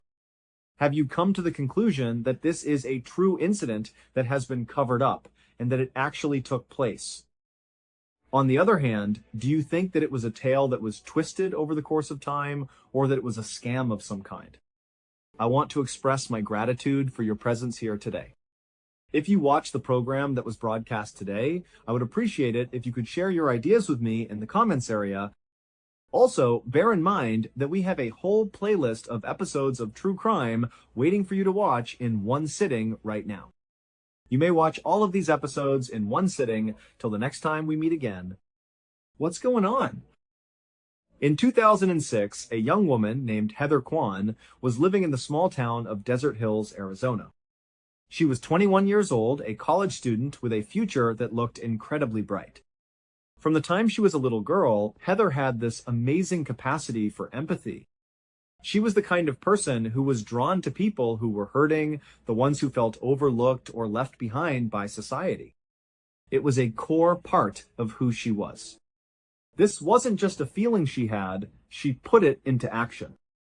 As a teenager and into her early 20s, she would spend her weekends volunteering her time with underprivileged children. She saw the potential in them and wanted to help them see it in themselves. Her big dream was to go to law school, but she didn't want to be a prosecutor or a corporate lawyer. She wanted to be a defense attorney. She loved the idea of professionally fighting for people who desperately needed someone in their corner. It was a perfect fit for her personality. Heather lived in a rental home with her boyfriend, an 18-year-old named Ryan Waller. Ryan was also a student, and he was known for being a pretty big gun enthusiast. The two of them had a life together, making plans and looking towards the future. That year, as the holidays approached, Heather and Ryan made plans to spend Christmas Day with Ryan's father, Don. They were expected to be at his house on December 25th for Christmas dinner. Don had prepared a meal and was waiting for them to arrive. But as the day wore on, they never showed up. Don started to get worried. This was completely out of character for them. They weren't the type to just blow off a holiday celebration without so much as a phone call. He tried calling both of their cell phones again and again, but there was no answer. A deep sense of unease settled in his stomach. He just knew something was wrong. Instead of driving over to their house himself, Don decided the best course of action was to call the local police and ask them to perform a welfare check. He just wanted to know that they were both okay. A short time later, police officers arrived at the couple's home in Desert Hills. They walked up to the front door and knocked, the sound echoing in the quiet neighborhood. There was no answer. They waited a moment, then knocked again, louder this time. Still nothing. They decided to take a look around the property. They peered through the windows. A few lights were on inside, casting a dim glow, but the house was mostly dark and silent. A car was parked in the driveway, but they couldn't be sure if it belonged to Heather and Ryan or someone else. The officers stood on the porch for a moment, listening. There was no movement inside, no sounds of a television or conversation. They knocked a third time, and this time they announced their presence. They called out, "Police Department! We're here for a welfare check on Ryan and Heather. We just need to make sure you're both all right." For a few seconds, there was only silence. The officers exchanged a look, probably thinking they'd have to find another way in. But then they heard a sound from inside the house. It was the distinct click of a deadbolt being unlocked. The door slowly swung inward, and standing in the doorway was Ryan. The first thing the officers noticed was his face. He had a massive dark bruise completely surrounding his left eye, a classic black eye. There was also a fresh cut across the bridge of his nose. He just stood there, staring at them with a blank expression. He didn't say a word. He didn't ask why they were there. He just looked at them. The officers looked past Ryan, trying to see into the dimly lit house. That's when they saw a woman lying on the living room couch. They assumed this must be Heather. They turned their attention back to Ryan and asked him what happened to his eye. Ryan's response was strange. He seemed sluggish and evasive. He didn't give them a straight answer, just mumbled something about not knowing what had happened. The police didn't push him on it too hard at that moment. They assessed him, and despite the obvious injury and his odd demeanor, they figured he was more or less okay. Their next question was about the woman on the couch. One of the officers asked, "Is that Heather?" Again, Ryan was weirdly dismissive. He glanced back towards the couch and said something like, "Oh, her? She's just sleeping." The officers explained why they were there.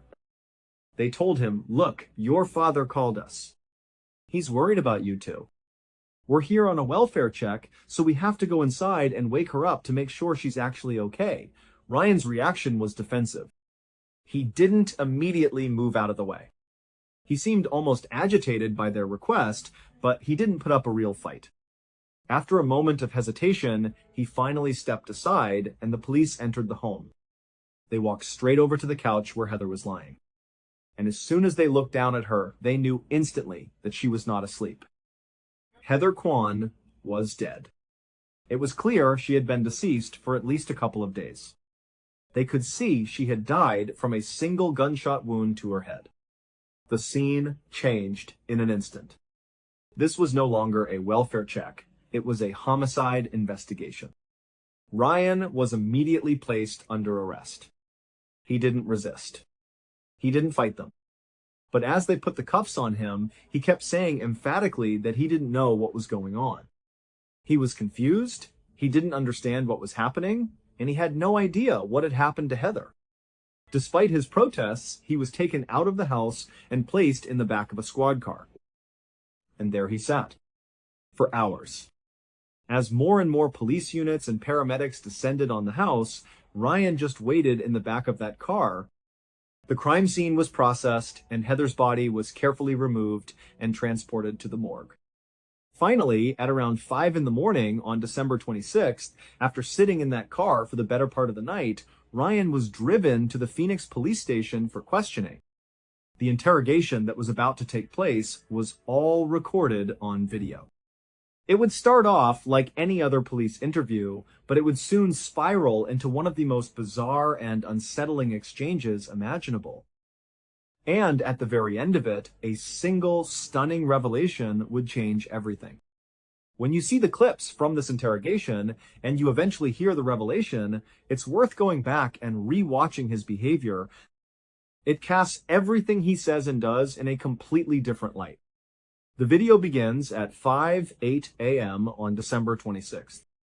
Ryan is led into a small, plain interrogation room. He's wearing a white jumpsuit. It's unclear if it was issued by the police or if it was his own, but it looks like standard jail attire. He has no shoes or socks on. His hands are not cuffed. He walks into the room and sits down in a chair tucked into a back corner. The chair is next to a small table, and on the other side of that table is another empty chair. Ryan sits down, facing the middle of the room. He's quiet, almost motionless. He just sits there, staring into space. After a moment, he seems to notice a single handcuff that's attached to a metal bar on the table.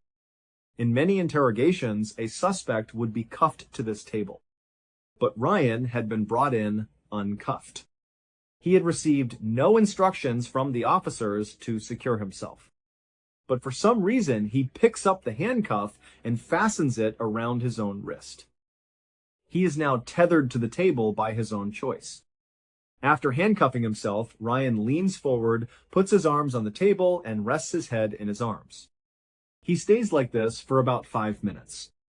Every so often, he lets out a low groaning sound, but mostly he's just silent and still. Then, without any warning, he makes a much louder moaning sound and suddenly stands up as if he's decided to just walk out of the room. But as he takes a step, the handcuff he put on himself pulls him up short. He's stuck. He looks down at the cuff, seemingly confused about why he can't move, but he doesn't dwell on it.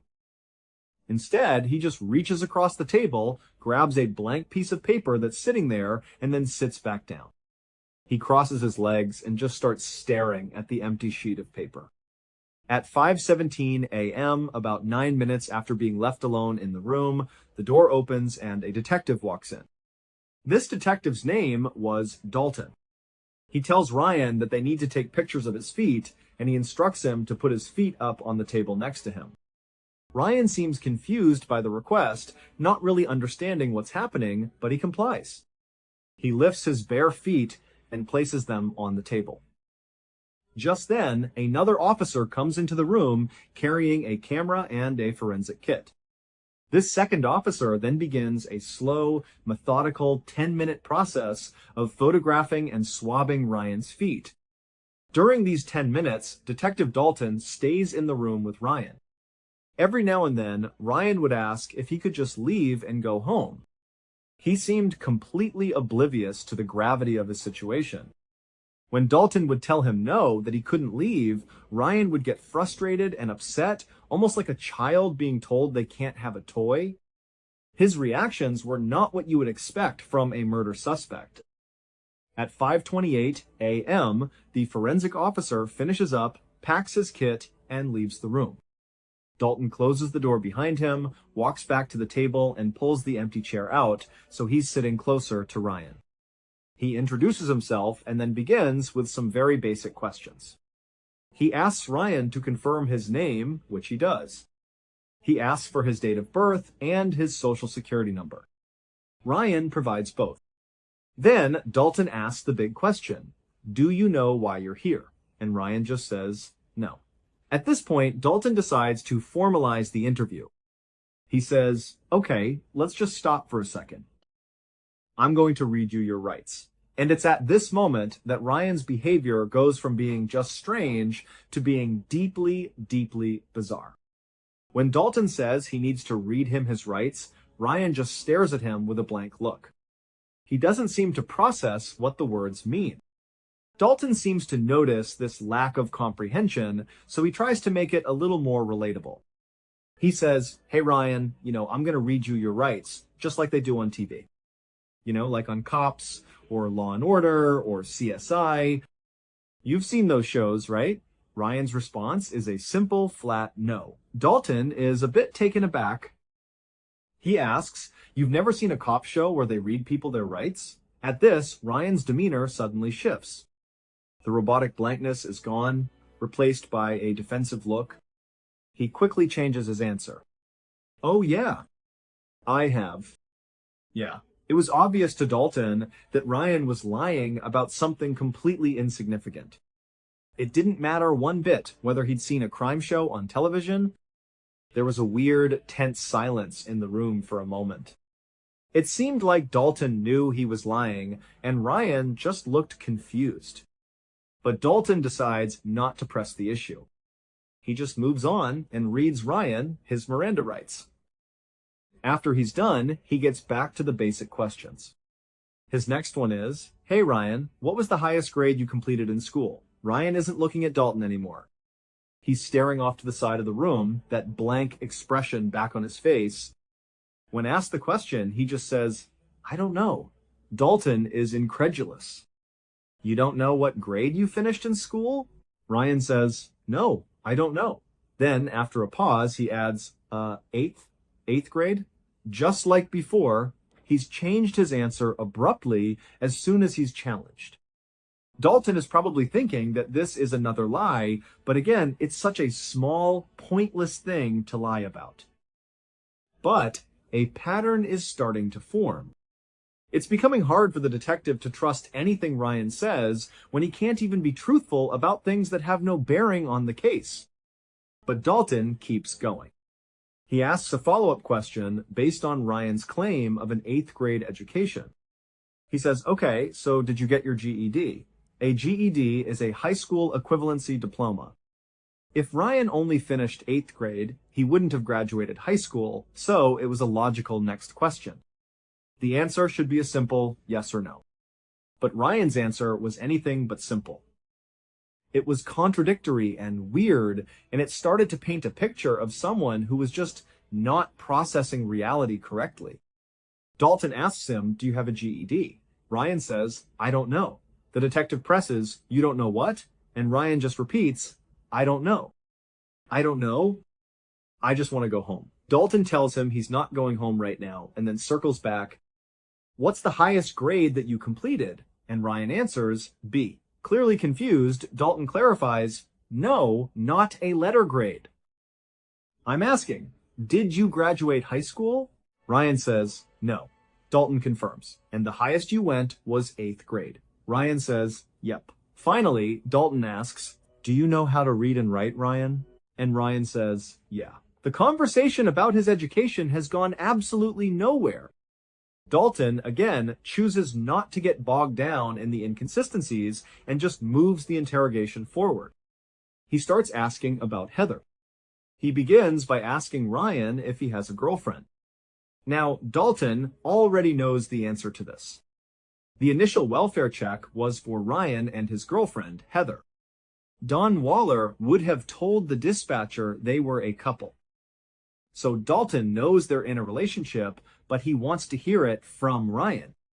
He asks, do you have a girlfriend? And Ryan says no. It's a clear lie. Dalton goes along with it and rephrases. Okay, well, do you know a girl named Heather? Ryan says, yes, I do. But when he starts to describe Heather, his description is completely wrong. He says Heather is a 16 or 17-year-old girl, even though she was actually 21. He says he thinks her last name is Kim Min, but he's not sure. He says she uses different nicknames and names, but he believes it's Kimmin. Her actual last name was Kwan. Dalton is aware of all these discrepancies, but he just keeps the questions coming. He changes the subject back to Ryan's injury. He asks, "What happened to your face? You've got that huge bruise. What happened?" At first, Ryan says he doesn't know. But Dalton keeps pressing him, asking again and again how he got the bruise on his face. And eventually Ryan starts to talk. He tells the detective, "I don't know. I think it was Heather." He says it was an accident, that he forgets why she hit him. For Dalton and for the other officers, this was a confession. Their theory from the beginning was that Ryan had killed Heather. They believed the bruise on his face was from Heather fighting for her life before he murdered her.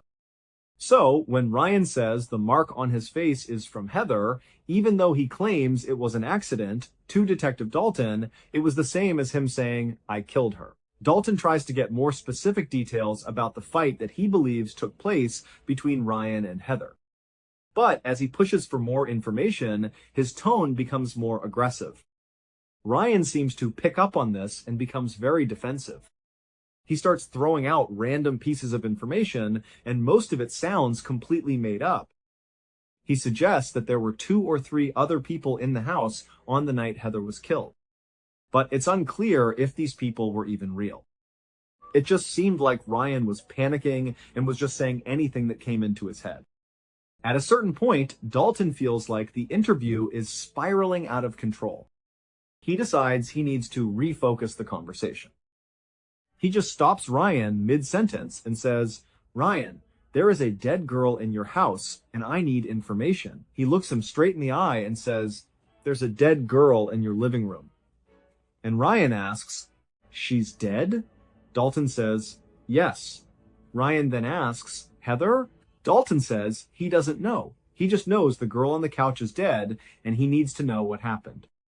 The interesting thing about this moment is Ryan's reaction. When he's told for the first time in the interrogation that there's a dead girl in his house, he reacts with what looks like genuine, absolute surprise. It's the only time during the entire interview from start to finish where Ryan's posture changes. He sits forward in his chair. He perks up. For a brief moment, he seems relatively normal. He's not acting confused or bizarre. He looks dialed in, as if this is the first time he's hearing this information, and it has shocked him to his core. But just as quickly as it appears, that moment of clarity is gone. Just seconds after sitting forward and seeming engaged, he slumps back into his bizarre, detached state. And now, he suddenly has a very elaborate story about what happened to Heather, even though just a moment ago, he seemed to have no idea she was even dead. It made no sense that he would have a story so ready to go for something he seemed to know nothing about. And of course, just like all his other answers, the story he tells is filled with contradictions and impossible details.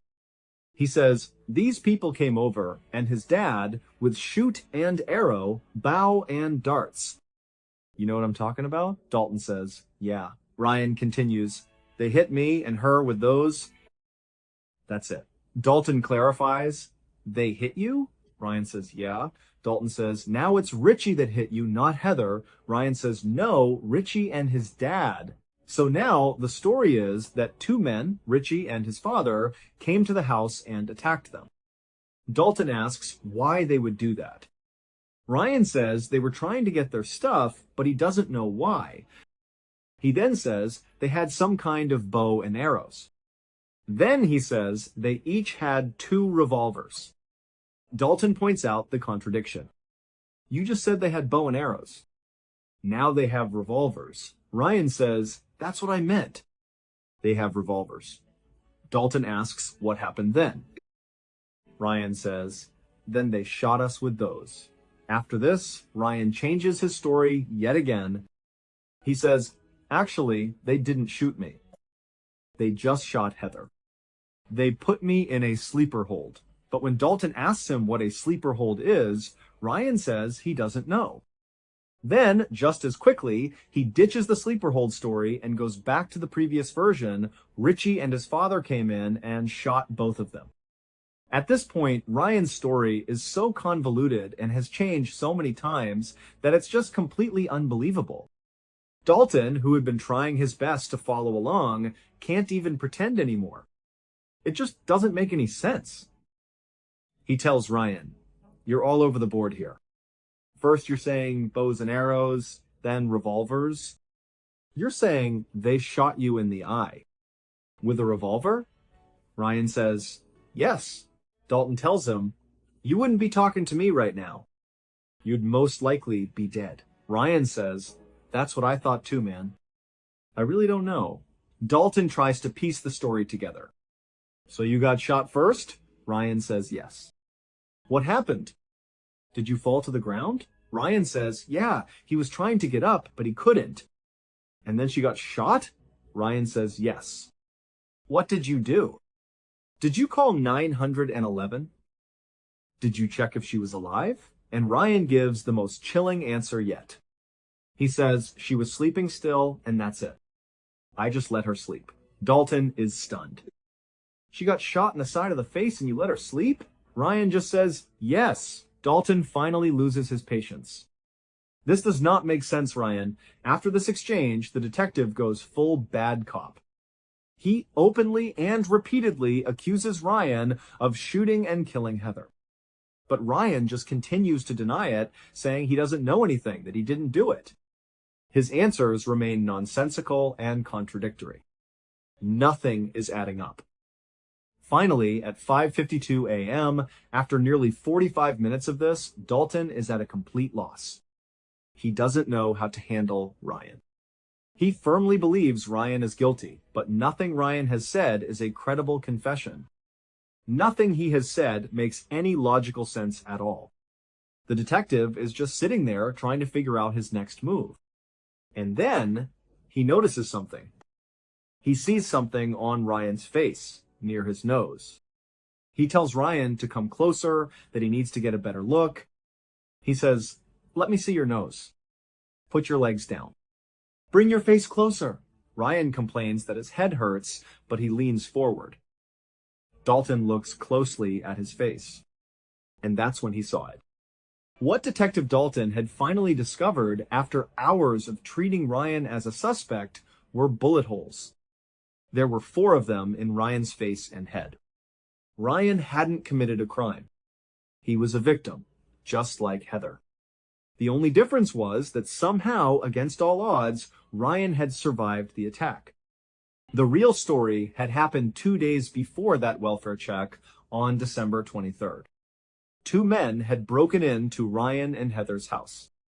They were 23-year-old Richie Carver and his 54-year-old father, Larry Carver. The very same Richie and Richie's father that Ryan had been talking about during his confused interrogation.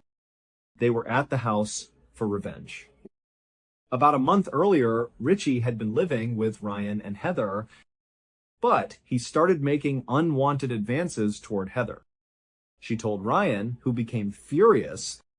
The 2 men got into a huge fight, and Ryan kicked Richie out of the house. Richie was humiliated and enraged, and he began to plot his revenge. On December 23rd, he and his father went to the house to carry it out. They went to the back of the house, and Ryan saw them through a glass door near the kitchen. He ran to the door to try and hold it shut to stop them from getting inside. But Richie and Larry managed to force the door open just enough for Richie to stick his hand and the gun he was holding inside. He shot Ryan point blank twice in the face. The first bullet entered through his nose, passed through his nasal cavity, and exited the other side of his nose.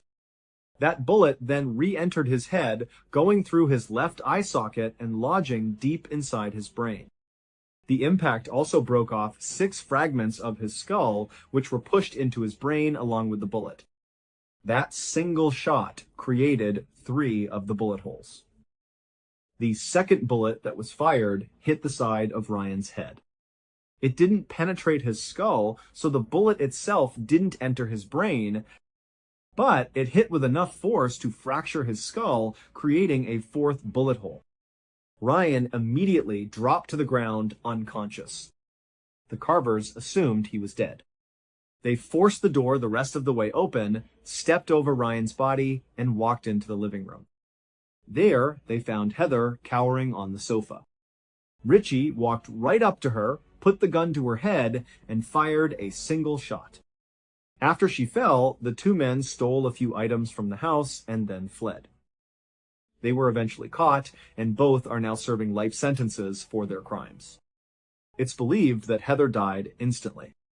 But Ryan didn't. At some point, maybe a few hours after being shot, he regained consciousness. But he had suffered catastrophic brain damage. He wouldn't have known what was happening. He didn't know what had just transpired. He saw his girlfriend, Heather, lying on the couch, and in his damaged mind, he simply thought she was asleep. So he went to his bedroom and fell asleep himself.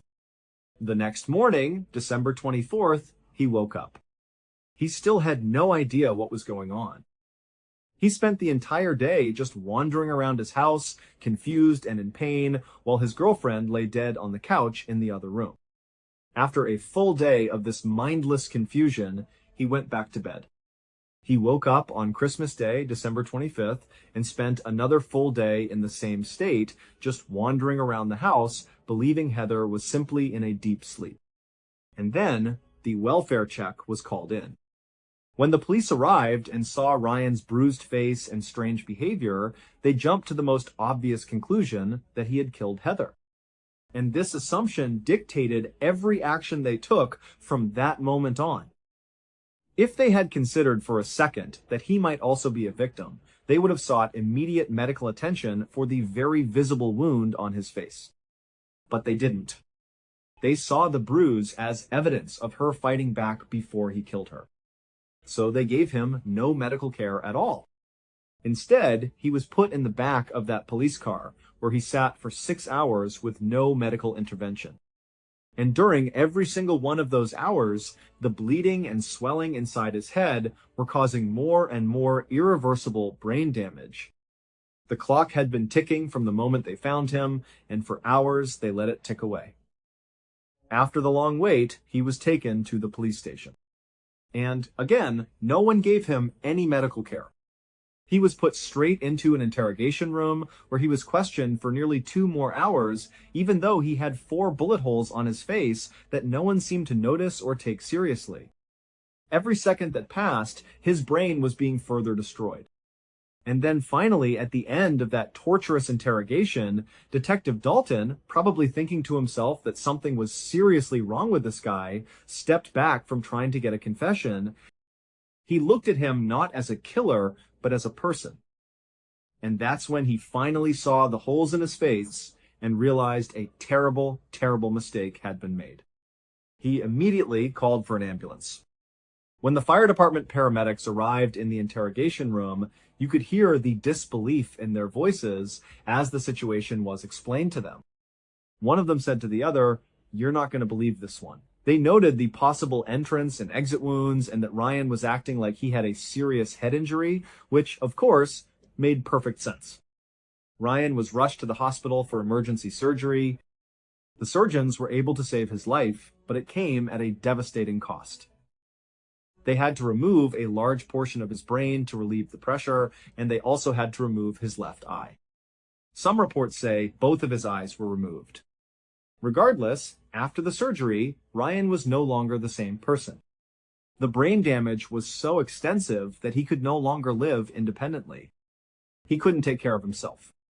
He had to move back in with his parents, who became his full-time caregivers for the rest of his life. 10 years later, Ryan died from a seizure that was a direct result of the injuries he sustained in that attack. His death was also directly connected to the critical lack of medical care he received in those first 8 hours after police found him. In the wake of this public mishandling of the case, the Phoenix Police Department conducted an internal investigation. However, no one was ever disciplined, at least not publicly. As for Ryan's family, they would have had a strong case for a lawsuit against the police department, but they chose not to file one. They said, "The only thing we want is our son back, and a lawsuit will not give us that." Thank you so much for watching. Let me know what you thought of today's episode in the comments. And remember, we have a whole playlist of true crime episodes ready for you to binge right now. Until next time. See ya.